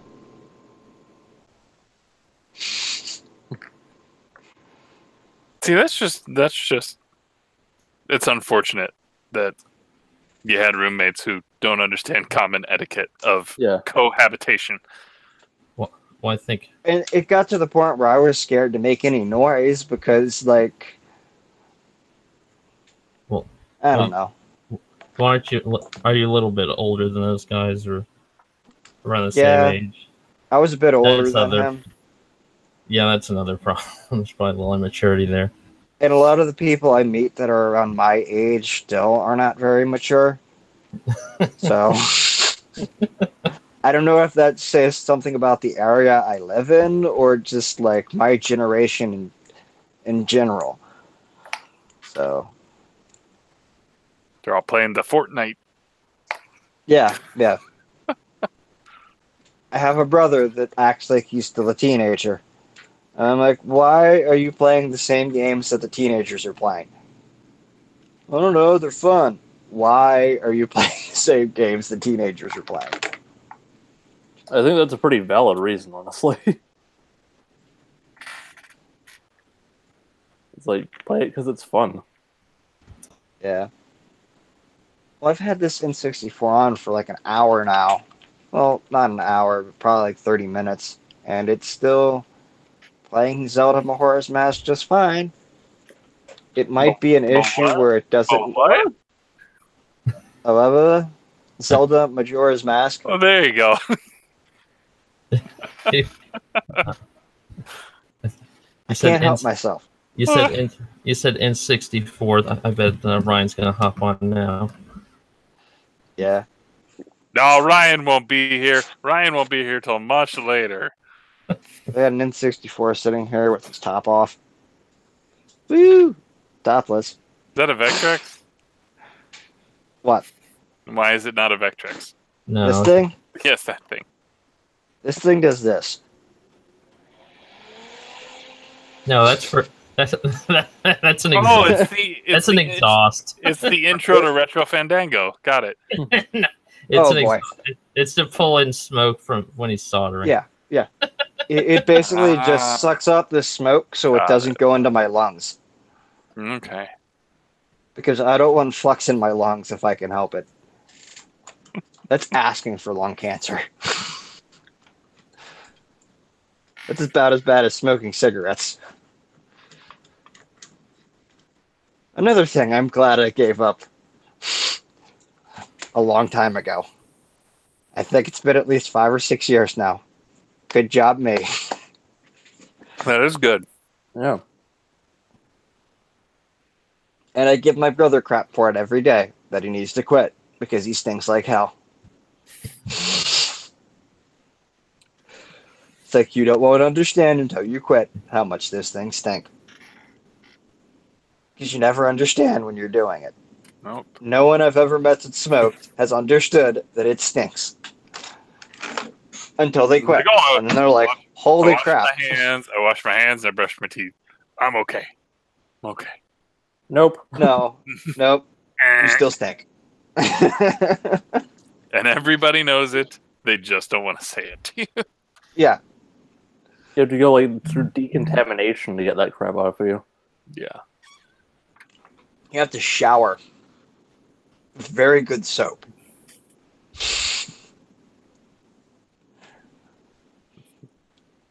And then you'll still probably smell like it. Right. Yeah. So To each their own. Yeah. Go ahead, Chris. So how are we doing a bunch of surveys for the next year's meetup? Yeah, there will be one coming. Like a Google or something. Travis is I think going to put something together. We have an idea, because it sounds like the BAM thing might be a little cost prohibitive for especially families, and so I think there's a solution that's viable, that is still reasonably located to where it's not going to be horrible for most. But there's some things we need to figure out. There's some things we need to figure out, because we had the comment from Kevin of it's like he'd love to spend a week And he's totally welcome to. I know that Miles and Catherine did that. I know that Travis and Tracy did that. So those, there will be, I guess, potential for that wherever we go. Hopefully it's in an area that's close enough to people that can spend time with that, with somebody who's spending a week there. But I don't know that we can say like C3 is going to be Monday through the following Sunday. Like that, I just don't see that working. There's only so many pizza places that we can go to at night. I'd love to get a Banff. That was like $500 plane ticket for me. Yeah, I mean, like that's a pretty hefty investment there. Selfish me would say, hey, let's just make it Chicago every year because I can just drive there on a single tank of gas. But I know that's not it's not great to go back to Chicago every single year, and if you pick the wrong weekend, the story is entirely different. So let's see. I know I was going to go if I didn't have health problems, but I looked into it and it was like a 12-hour drive or something like that. To drive from like the East Coast to Chicago. Yeah. Hey, gain an hour. Sure. But yeah, still driving 12 hours in the all car. the way across. I mean, Ohio is a lot wider state than I think a lot of people realize. Yeah. PA is a pretty wide state too, so. Oh yeah, for sure. I have to go through about half of that. Yeah, It takes about 3 hours to drive to Philly or Pittsburgh from here. Okay. But yeah, So. I think one of the other things that we're looking at is like, do we hitch ourselves to an existing event in an area, maybe an event that a lot of us don't normally go to, and sort of have it as like the Cartridge Club invades this show, but then we build on to it and have like a day for us, like before the show or after the show. Part of me would say to do it before the show, just to get it while our energy is still high. I like MagFest, but I don't know if you'd all want to do anything there in the middle of the winter. Yeah. Because every year it's like freezing cold, and you don't ever want to leave the Gaylord. And when you do, you're like, crap, I don't want to run. I better run to my hotel. And then you pass the cosplayers that are like wearing nothing. You say that like it's a bad thing. Why? It's not a bad thing. But when they're outside in like 10 to 20 degree weather. Yeah, it's like Fahrenheit, girls in bikinis and cat suits in freezing weather. It's about the art. The art. Yeah, and I'm like, oh jeez. I know one year they had like a freaking cosplay huddle. Well, all the skimpy cosplayers were in the middle, and they just crowded people around them to try and keep them warm because they had to all evacuate the hotel for some reason. Yeah, I got lucky last year or this year because I basically was at the Gaylord.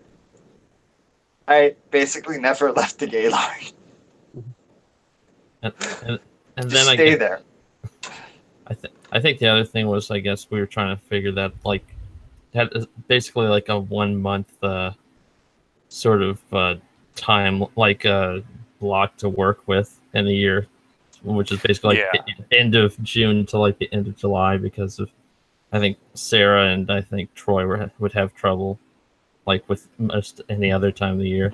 Yeah, I mean it's not. Yeah, there's definite benefits, especially with with having it be in the summer.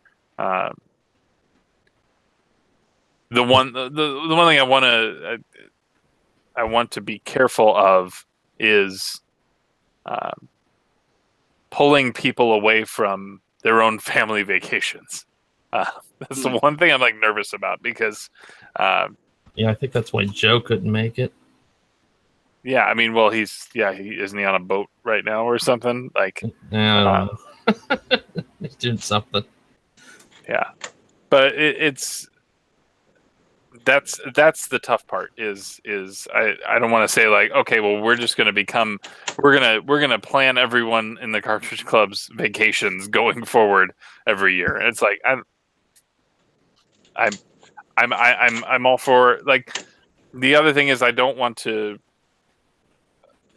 discourage us to continue to do the get-togethers at the shows that we already do, right? Like there's already a select group there's already a group of people who sometimes have others included that go to Portland. There's some that go to Retro World Expo. There's some that go to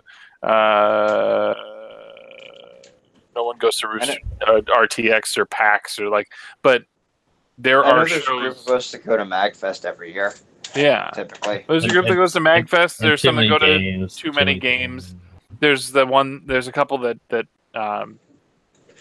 NJ Retro used to mention. Like there's one in Syracuse, and there's one in New Jersey. I mean, there are cons around Toronto too that we could go to in the summer. Those are other options if we wanted to have it in Canada. Yeah, for sure. But I don't want to discourage those things that are already happening from happening in favor of getting us all together is awesome. It's just maybe we can, if there's not a desire to just set roots and say we are doing an actual con in a place, which doesn't seem like that's what anybody wants right now. Even though in the back of my mind, it's like, that would be really cool if there is truly a gap and there isn't a like big time Chicago convention for video games right now. Like somebody's going to grab that. Maybe that's what Midwest is, but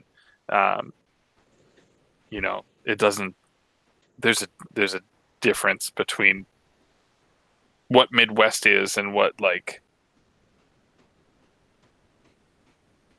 a show in Chicago could be. I don't know. I guess I'm thinking further down the road than next year, and when I talk like that. So, you just got to dream big, right? Yeah, I think Sean was saying that Eric should apply for a panel at PRGE. So, do it. Not maybe for next year. Is it too late? Yeah, I'm pretty sure the applications must have closed by now. I could be wrong. And I think there's an application process. Yeah, I'm pretty sure. We could. I mean, Sean was talking about coming next year anyway. They could do another Cartridge Club one. Yeah. If Ryan and I haven't run it into the ground, sure.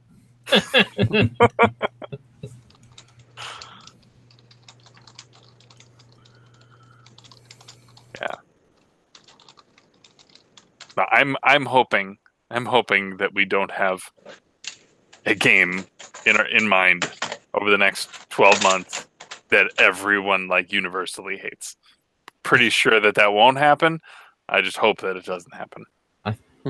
I think I mentioned Shenmue to Ryan. He's pretty hesitant to do that one because he's afraid not everyone will like it. Yeah. Just do Yakuza instead. Could do that. I don't know. We have some really good ideas. And I will say that we're probably going to break the February RPG trend. I think that's going to die. Oh, yeah. Can we put the RPGs in the middle of the summer instead?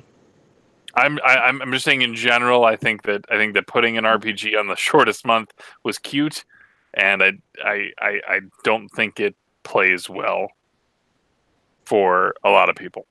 The joke is played out essentially. Yeah, I mean it was cute when we were a club before my time, right? Like when it was a club of a couple 30 dozen to 50 people. of us. Yeah, right.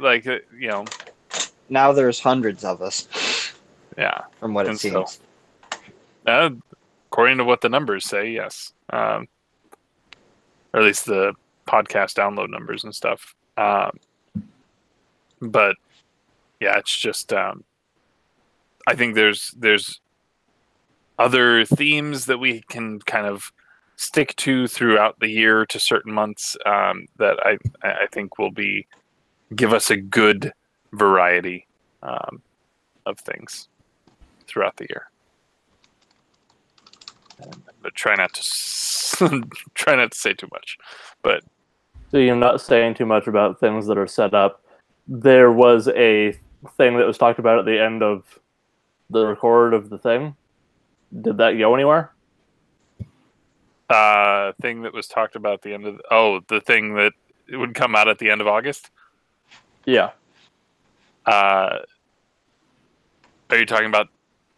Is this about a person? Yeah. That we haven't reached out yet. Okay. Is that vague enough for everyone else? I don't know. We I have no have idea what you guys are talking about. We have a game in mind that a special guest who's not part of the club would be awesome for, and we need to reach out to that person to see if they would be willing to come on. Super Mario World. I should play that again. Should. That would be the time. Yeah. And seriously though, you can put out your 3-word reviews whenever you want. Just there will be a hard cutoff at some point. Well, I know I'm playing Doom 2016 because I bought it months ago. I am so excited about that. And I played 5 hours of it, and I haven't touched it in months. So I'm probably just going to start it over with the same save file I have so I can get more, like, power-ups and stuff. Yeah, I like that you can do that, or you can just start up the levels whenever you want. Well, I think you're more than halfway through, aren't you? At 5 hours. I have no idea. I believe All I know is the game is getting hard. Hey, look, it's some rocket sauce. Oh. Put that on your sandwich and eat it. There we go. I should probably let you into the call. My ears were burning. They should. We were just talking about N64. Oh, it's like the second magic word. Hopefully good stuff. Hopefully good stuff. That's all I hope for. It's topless. There you go. Like sexy. What's like going on in that dirty. one? What's going on in that one? It's from the local store. They said they put it. It worked when I gave it back to them. They put it in the case, and then when they went to sell it, someone wanted them to test it, and it didn't work. And I'm seeing her going, "It's working for me. I've had it running for an hour now. The heat sink's getting hot." Maybe just the power supply is going on it, or they not a power supply issue. Controller plugged in. Or They maybe tried it with a jumper pack. Yeah. They tried it with a jumper pack. So it may, and I only have an expansion pack here to test, so it may not work with jumper packs and only expansion packs. In which case, just slap an expansion pack in it and sell it like that. Of course, it's kind of hard to find the official expansion packs without paying a lot for them. I missed out on one right before. I went to, like I always mention the Carney store. He had a 40% off sale this weekend in honor of opening a second store in Las Vegas. And of course, the guy right in front of me found an expansion pack, and I was like, an official one too, that I got for 40% off. And I'm like, man, that would have been a good grab. I had all these spare 64s around here right now. Well, once I get some money again, I'm planning on buying more Ultra HDMI kits. Just talk to Chris. He's got like 5 of them. Oh no, they're on order. The Bass guy. Supply available, must be scheduled. You guys could team up on that. So basically, you can order them now from him easily, but they'll be here in like 3 more months. Yeah, that's basically what it's going to be. So, yeah. I could use a bunch of N64s and those to install. So I got a few. I don't know actually. if I don't know if you were planning on installing those or giving that a try. Yeah, I'll probably try to do that and sell them on Etsy or something. Well, maybe by the time you get to that, I might be in the market. Well, I am planning on making an order for quite a few of these, so I can just have them in stock and do them. Because I don't Yeah. mind doing these because it's not very much work for quite a lot of money. Except everybody started doing them and then the prices dropped off. Well, figure. yeah, I think what they're like going for like $500 or $600 on eBay or something. If they're like, can't remember. I fully installed. Like, it was a lot. And when they first came out, yeah. But now I think you can only get like maybe $300 for one. Depends on what else has been done to the console. So yeah.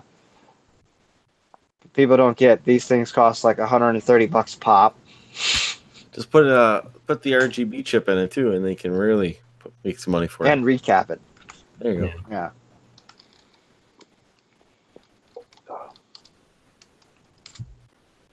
I saw that because I think I actually have, and I have to open it up still. But Kevin Buried Mars gave me a broken Super Nintendo, but I think it's a one chip.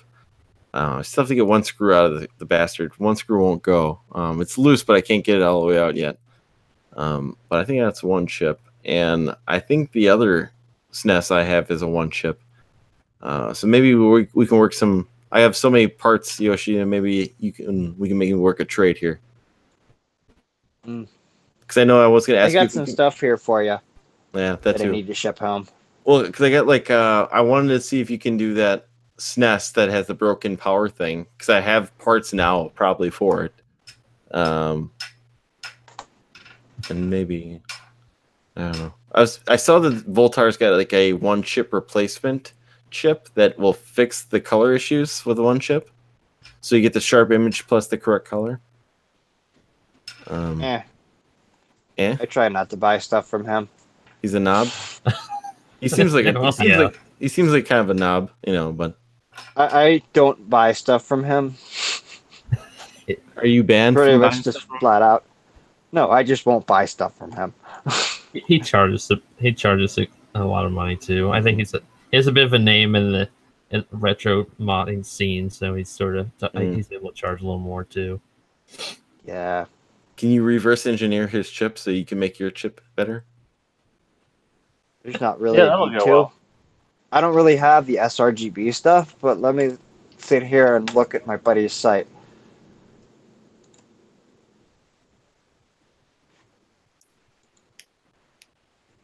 Well, he's got a C-Sync restore, but no, doesn't have that. Yeah, I don't think you want to go down that, do that again. Why stick it to him? Fuck him. Don't. Start an online war, man. That's all I'm all about right now. Yeah, I'd rather just not deal with him anymore. It's basically the solution I came to, is just not even to bother with it. Well, he does seem like a knob. Thing. If you ever hear him talk, he sounds like a knob. So yeah, I pretty much stay away from that entire group now. Even the HD Retrovision guys? Yep. They're like your buddies. I haven't talked to them in months. Just wait. Just wait. They'll come back. Change their tune after the whole fiasco. What fiasco? Whatever you went through with that. Oh, was the Game Gear board, whatever that stupid thing was. Oh, yeah, that. That was you dumb. mean the thing I reverse engineered said, oh wait, this is some textbook circuits. I don't see any reason why I can't use these and make my own board that's better, that actually incorporates like proper engineering things onto the board so that it's not going to have power supply issues. It's a hell of a lot easier to install. You don't have to install all these extra crap diodes on the friggin' output of it. This is what I like to hear. Sticking it to them. You know, So what I did recently these smart is asses need to learn. I redesigned it again to make it better because now it has less parts. It's faster, so it's more responsive. I increased the clock rate to make it more responsive. I reduced the BOM, so there's less variety of parts on the thing. So pretty much I did everything I could to make it easier on me to build and then easy for people to install. That's what I like to hear. And unlike the one guy, I took the time to, supply the jack, the port with it. I supply mounting hardware. I supply wiring. Literally supply everything you need to install the damn thing. That's what I like to hear. And I'm not charging you an arm and a leg for it, for what's on that freaking board and how long it takes me to build them. See, Yoshi'd them. Well, for the same price as one of Voltar's RGB boards, which I sell for like $6 or $7 cheaper pre-assembled, I have my board, which does the same damn thing. Doesn't use the same chip, but it does the same damn thing. Well, maybe you start acting like you gotta start acting like an asshole, Yoshi, and then you'll start getting credibility. Is that how this works? I think so. I gotta be an asshole to get credibility? Well, I watched some of his videos, so I think so. Like, I've seen stuff he's done, and it's been crap. He's done crap work, too, in the past. But whatever. I don't really care anymore. I've got better things to do. Yeah, I don't understand why this N64 is working now with no problems. Maybe it's like the power outlet they're using too, you know.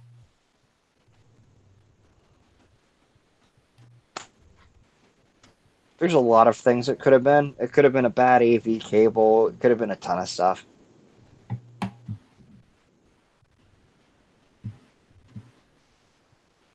Of course, the first reaction is it has to be your work, probably. What? That it went wrong because you didn't fix it or something. No, I fixed it. I told him it was working. It was working when it got there. So did the user say it didn't work in the store when they asked them to test it? Yeah. Okay. Because maybe... And they tried it with a bunch of different games. Was it worked on plugged other in? N64s. Did they hook it up to a flat screen TV or a CRT television? It might have been a flat screen. There you go. Not all flat screens can read, AV correctly, if you will, 240p. Yeah. What was it? Atari 26. Not all flat screens will read RF signals properly either. Like I had an Atari 2600. It works on my CRT. It does not work on my flat screen. Boom. So that, and I'm also told to fix these as cheaply as possible so we can still make money selling them, because people aren't going to be willing to pay $100+ for an N64. They don't like paying $60 to $70 for one. Rightfully so. It's like Genesis. It's like most roomies, if it's not a simple reset button fix, he says throw them out. Is that Model 2 for the Genesis? Because I have a Model 2 that reset button doesn't work. I can fix that. I have a Model 1 though that's the thing. So I just have this Model 2 lingering around. As I said, I can fix the reset button. I'll send that to you. It takes 5 minutes, 10 minutes. I'll send it to you and you can sell it for whatever you like. You probably won't get much. Those things don't sell for much at all. Mm-hmm.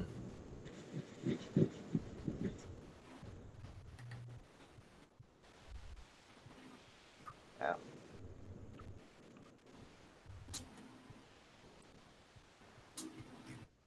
I don't know. But I'm also surprised more people aren't cloning a lot of these boards and get the more popular mods, because it's really not that hard to put them together. At least for me, it's not that hard to make a circuit board. Then again, I'm also making boards that try to make them look nice and professional looking instead of someone just, stuck all the stuff on there and clicked auto route. I've seen a lot of stuff that looks like they just clicked auto route. Oh well. Yeah. So what I missed earlier on the show? Nothing. Me and Yoshi trying to talk about something but not knowing what to talk about. Yeah. Unless you came on. Did you guys do pickups yet? Oh yeah. I could do mine real quick if you guys like to see it. Sure. I got Pickups? from the 40% off sale. What pickups? I got some pickups. So the Kearney, because he's opening a store in Las Vegas starting November 2nd. He was doing a celebration still going on till next Sunday, I believe. So everything in his store is 40% off. So I grabbed a couple things that I was just looking for. Nothing I desperately needed or wanted, really. But actually, this is something I kind of wanted because mine is dead. And I don't know if it's worth paying to fix because there's not probably that much, So I bought me an NES Advantage because mine is dead. And I got me one that works now. And What does yours not do? it doesn't turn on regardless. Like if I it won't, like if I plug it in and I press any of the buttons, nothing works. Nothing I can press works. There's nothing like if you hit the turbo button, nothing lights up. Nothing works. So I opened it up and cleaned it, and I noticed some on the other Advantage. It seemed like some kind of leakage over these turbo knobs right here. It looked like I don't know if it's just been flux. I mean, it could be, but I could send it your way if you want to take a look at it, just to see cause I got nothing after, I'm all out of ideas with that one.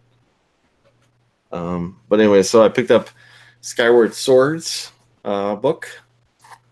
Even though I hate the game, I'm a big fan of Zelda, and I have a good amount of these books right here, strategy guides, if you will. And then were those the ones that came in like the treasure chest? There's like yes, but they also sold them individually too. Did. Okay. So Gotcha. I have Twilight Princess. I have Link Between Worlds. I have Breath of the Wild didn't come like that, but I know Ocarina of Time 3D, Majora's Mask came like that. So I know he also had Phantom Hourglass like that, but I've heard mixed things about that game, and I don't know if I'm ever going to pick that one up to play. But I picked up a bunch of Manuels here, starting like Travis, Kaplow. I got some of my All-Stars. Save those for the last. Akari Warriors. Kaplow. Karate Champ. Kaplow. Smash TV. Kaplow. Chip and Dale Rescue Rangers. And Super C. So that's what I snaked from the Carney store for this week. I might go back next weekend and see if you got anything good trade-in wise, but that's what I got for my deals here at 40% off. So Nice. Mm-hmm. Oh, I ordered some coax cable to see if I can get rid of the glitchiness on the Game Gear TV mods. Because if I can do that, I'm probably going to start doing those again. Because that's the reason I stopped, is everyone came out with these same weird pixel glitches. coaxial glitch. I ordered coax cable, like some really thin coax cable to use for the pixel clock line. Because it's like 3-something megahertz. And that's basically getting into RF territory. Mm-hmm. Or not RF, but high frequency stuff. So it's like noisy. I don't know. And the Game Gear is your favorite console to mod? Game Gears are easy. They don't take that long. And there's plenty of them. Mm-hmm. I'm literally given piles of them.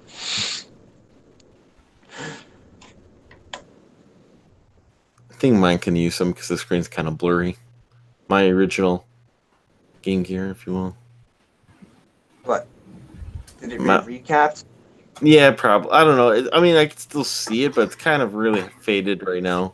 Where I don't know if Is it turning dark? No, it's more bright, if you will. You know, it's Well, I all of don't. the screens are kind of faded and washed out from what I've Mhm. seen. But if it's at the point where you gotta like take it and turn it up to see it, Mhm. the caps are starting to die. Though every Game Gear needs new caps, Did you this ever one figure? definitely needs new caps. Did you ever figure out a battery solution, like for better battery life, or Uh, something that may take less than 6 batteries? To You can get rid of that CFL in the.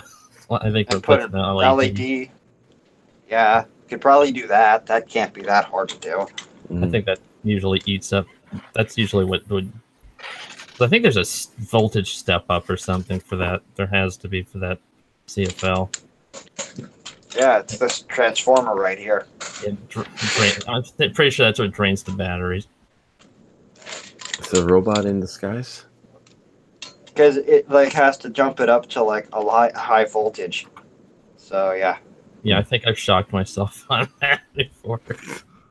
I shocked myself one time with a Lynx. That was fun. Yeah, basically, I think all of the. I want to say all the portables from that, like backlit portables from that era, have some form of that backlight. That just a big CFO CFL. blobby thing. Yeah, with Yeah. a mirror. Pretty much. A very poorly made mirror that also functions as like a shield of sorts to stop it from like radiating crap, but it doesn't work very well. Yay, old console engineering. Good enough. I think it's amusing on some of those old consoles. They have like AV inputs, so people are putting like Xbox 360s through those things, like for videos. Like Game Gear. Dude, we're gonna play Xbox 360 on a Game Gear. Ha ha As I'm ha! sitting Yeah. here going, oh dear Lord, why?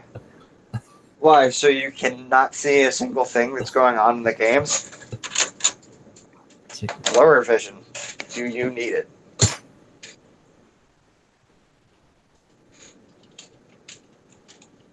I'll try this thing again in the morning. If it still works, I'm just gonna take it back and be like, hey, unless you want me to recap it, I can't do anything else. Or try a jumper pack. All about the TV issue. Yeah, I think they know about that though. you'd be surprised with some places though. Oh wow, NES RGBs went up $10 Australian.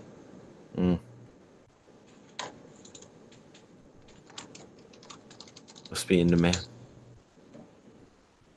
They still cost the same amount US, bet about. Yay. That's probably why. Eric, are you excited for Game On Expo this weekend? Yeah. I'm still kind of recovering from our trip. We just got back last night. So do you have a list for this or no?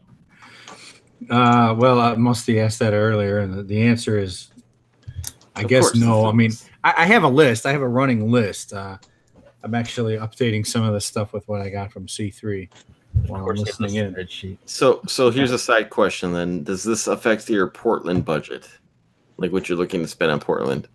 I don't know. Is Melissa on the line? I don't think so. I don't see her in the chat. Nah, she's probably not listening. Well, she's probably in bed. I don't know if it. I hope it doesn't affect it. I'm going to keep the budget pretty tame, I think, this time. Mostly because I'd rather not have to fly a bunch of stuff. Actually, we're rooming with.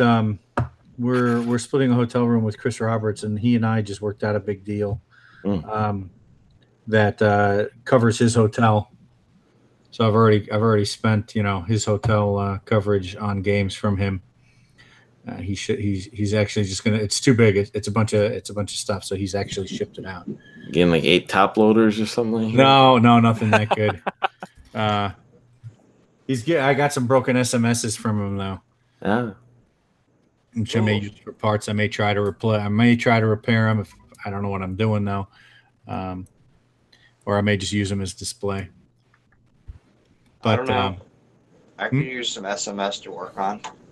yeah, all right. Well, he says one of them it has trouble reading from the cartridge, and that either means it just needs a good cleaning or it's the problem you identified. I think you, Yoshi, identified a problem like that. Somebody had a broken trace or something on a cartridge line. It wouldn't on the system bus. Yeah, it might have been mine. Yeah, that sounds right. Yeah. Basically, just bad solder joints because wave soldered from the 80s. Yeah. Okay. Over 30, 40 years, whatever. So that I can probably handle, but yeah, some SMSs and some other stuff I didn't want to have to carry back. So I think I'm going to go for quality. Hopefully, find a couple of nice items I haven't seen anywhere else, and just have a couple items to bring back with me. Cool. That's the long answer. Well, Portland's starting to come in the picture now. You know? Right. Flight's booked. Yeah. Musty's booked. I'm booked. For PRGE? Yeah. Yep. Yeah, I bought our passes today. By the way, I think I mentioned you guys a while ago. They're not doing the family stuff anymore. Mhm. So that kind of. So there's no deal at all. Like there's no deal. So I just bought mine, Melissa's, and then Eric, her brother. Mm-hmm. So you guys oh yeah, Riggs said that his promo code thing doesn't actually net us anything for Portland. Parts. It's too bad. I was hoping. I didn't even think of that. Did they have promo codes for Portland? He has a promo code, but it doesn't do anything. Like it's a this is where we heard about it. Okay. Is what it kind of ends up being, but because it took $10 off Game On. I thought that was pretty nice. It was Game On and Missouri. I think they actually had a discount built into his thing, but we asked him, or I asked him about it when he mentioned promo codes for Portland, because I was hoping that maybe it would be that, but no, it's how many people are hearing about it from him so that they can know, like, should they have him back or should they have him be a bigger presence in following years. Yeah, that's typically why they do stuff like that, but they usually give you an incentive, but that's too bad, and I'm upset or disappointed that the family thing is gone, because that took. I think probably a bunch of people were taking advantage of it. Well, the thing is, we could have took full advantage of that this year too. Like, I'm coming with 3 other guys, basically. Yeah. So we could have done it 2 times over. I'm sure. Anyway, I couldn't find any evidence of it, but if you guys can get it, then I'll do some digging here. Okay. Anyway, we're all set. So. Yeah, we got the flights. We got where we're staying when we're up in Seattle. We got that booked. It's all coming together. I got a very strong, I don't know what you call it, nostalgic flashback when we arrived last night. I don't know what it was. All of a sudden, I just got this very strong memory or thought of PRGE, and it's still 2 months away. But I don't know. I guess my mind is getting ready for it. Like I said, I bought the tickets for it today. So what if we just check out as this 3-day kid pass, which is only $10? That's a lot cheaper. That's a good deal. Give it a try. That's a good deal. Give it a try. See what happens. I guess Melissa's on the lookout for a place for Friday's dinner, I think. Yeah. Yep. I was just quick Google searching at work, basically. Good burger places and good pizza places, basically. So it's safe. That's the thing. It's, It is safe, yeah. Well, we like who doesn't like pizza, I don't know who doesn't. I like pizza, but I'm not supposed to eat it. Yeah. Sushi. Technically Sushi. Nobody is supposed to eat pizza. Must say, I've already tried that. You guys are on your own for sushi. I'll stick with Ryan on that one. Pizza, burgers, boom. Well, they've got to have something cooked there too, but tempura. There you go. Maybe I would never go to just a straight sushi place. They've got to have like a teriyaki or something. They usually for the for the normies. Yeah. The normies. Not the weirdos who come That's and me. eat sushi. Sushi's all right. I don't know. I've had sushi before. It's Yeah, okay. it's not something I'd ever desire to go after. You know, that's the thing is like I would never make a meal of sushi. That's the thing. It's like I'm always like have like 1 or 2 pieces. I'm like I've had my sushi. I'm done. You know, I'm not coming here. But I know people who just had it like like popcorn and then just keep putting it down. So Like, bring 2 more rolls yeah. now. You know what? Make it 6. Get over here. Those cost like $8 a piece. No. And you just graze. You get it for the table. Okay, yeah. You work your way through. And you guys want a couple more? Get 2 more. We'll take 2 more full plates. Yeah. Give me the fire dragon and the green dragon. There you go. Good stuff. There's a sushi place in town. They have dragons. Dragon sushi.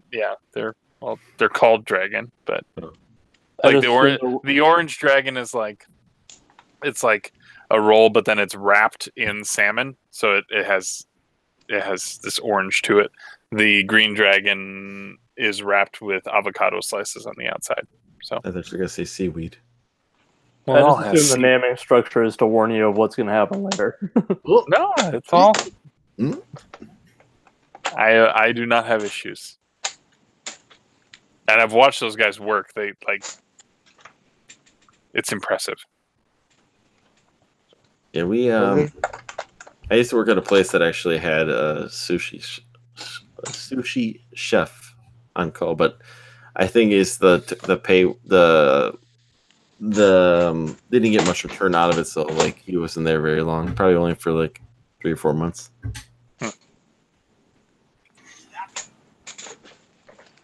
Man, I kind of love getting Korean stuff barbecue.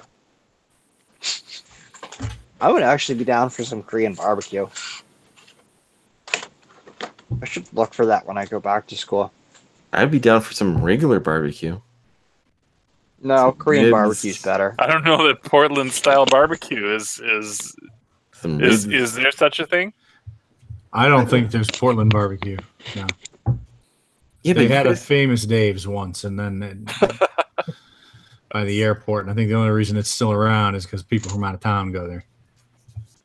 Be like, this feels normal. I'll go here. Yeah.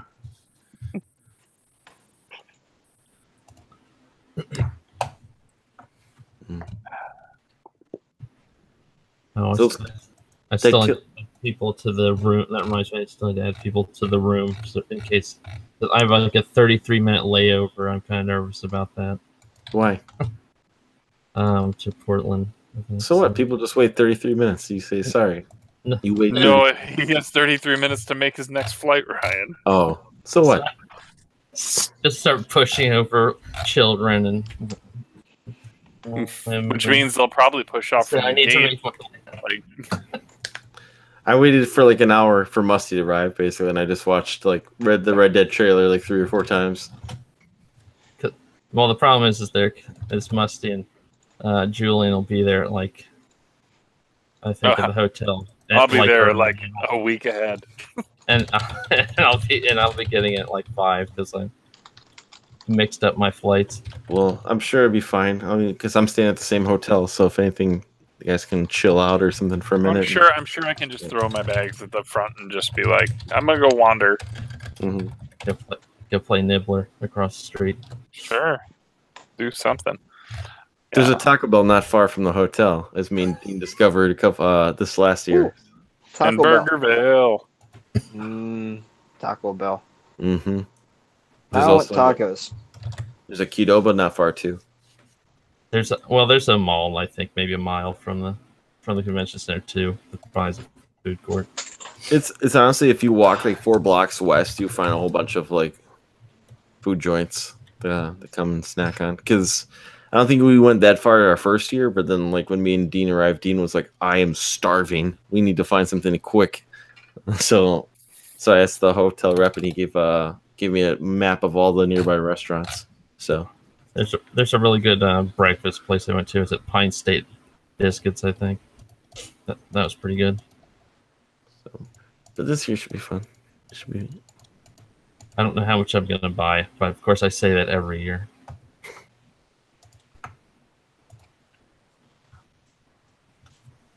It's gonna be a hoot. Yeah. Buy a lot of stuff. And Hootenanny.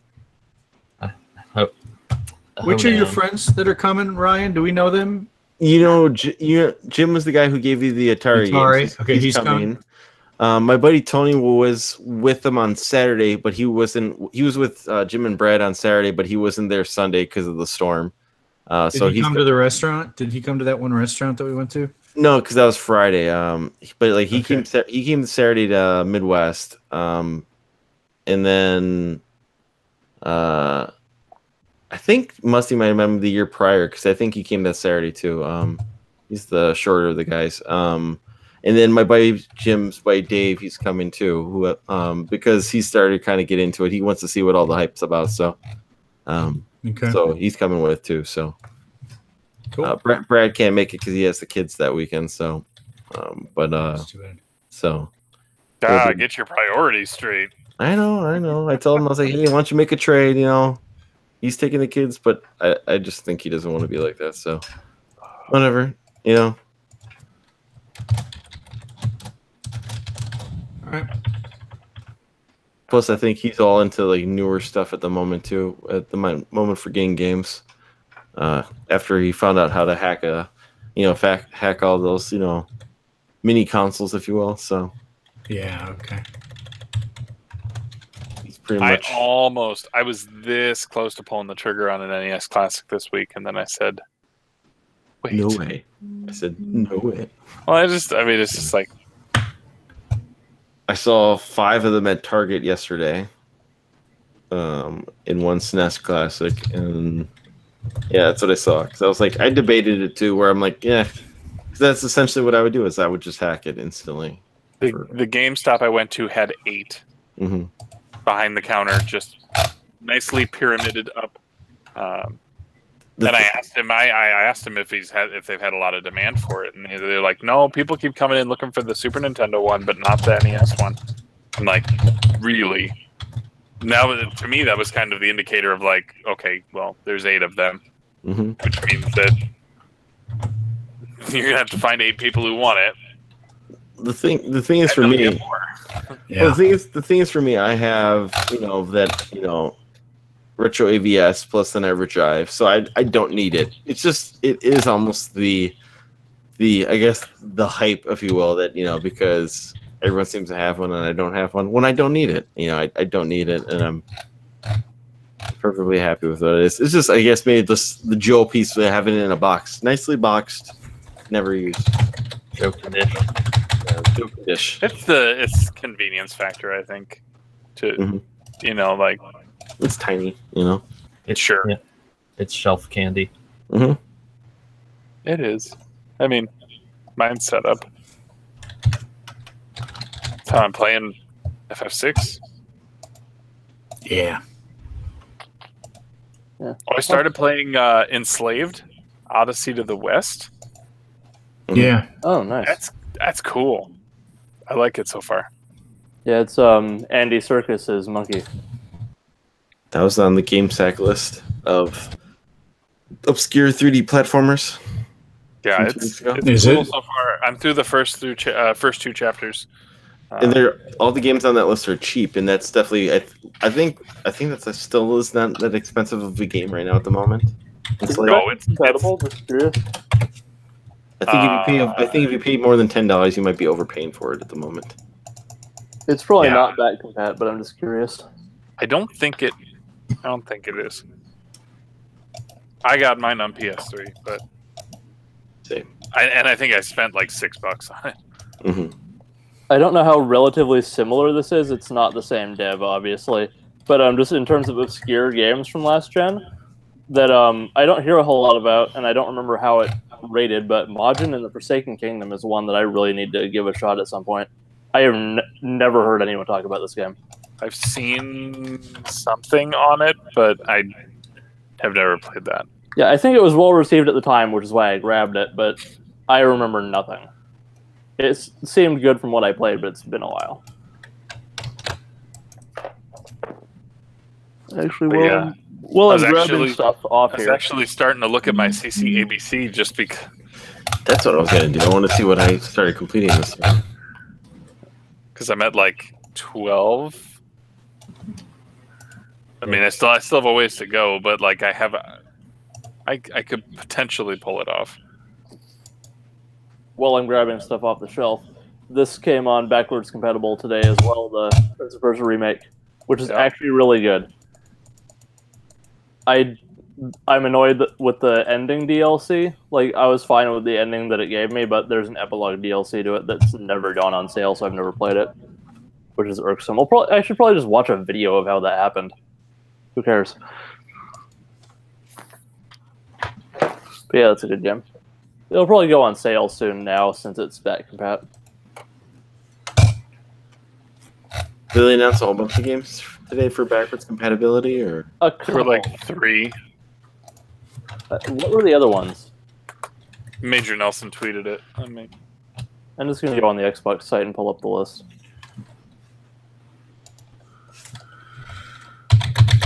And they did Dante's Inferno recently, which irks me because I have it on PS3. he says.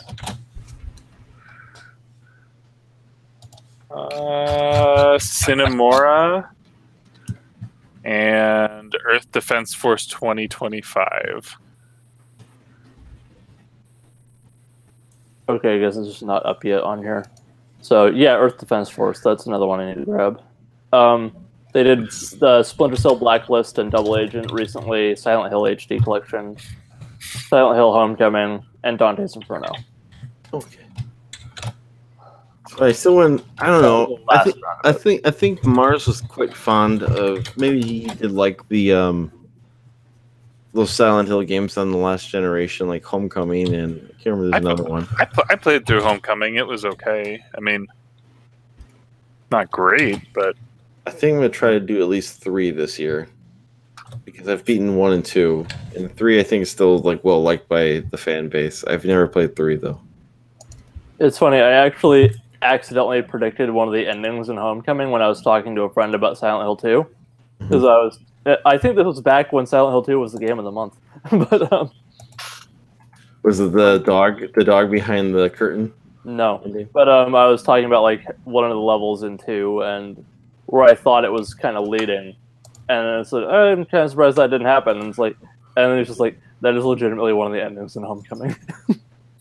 Should I just say it doesn't really matter? Those both older games.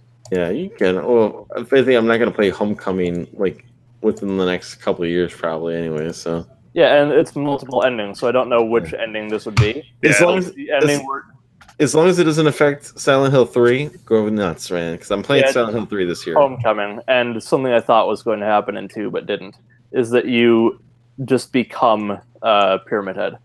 Oh, that's cool. Yeah, like one of the levels in 2 kind of led me to believe that for some reason. That you were just going to kind of become him at one point. Anyway, I don't remember the reasoning.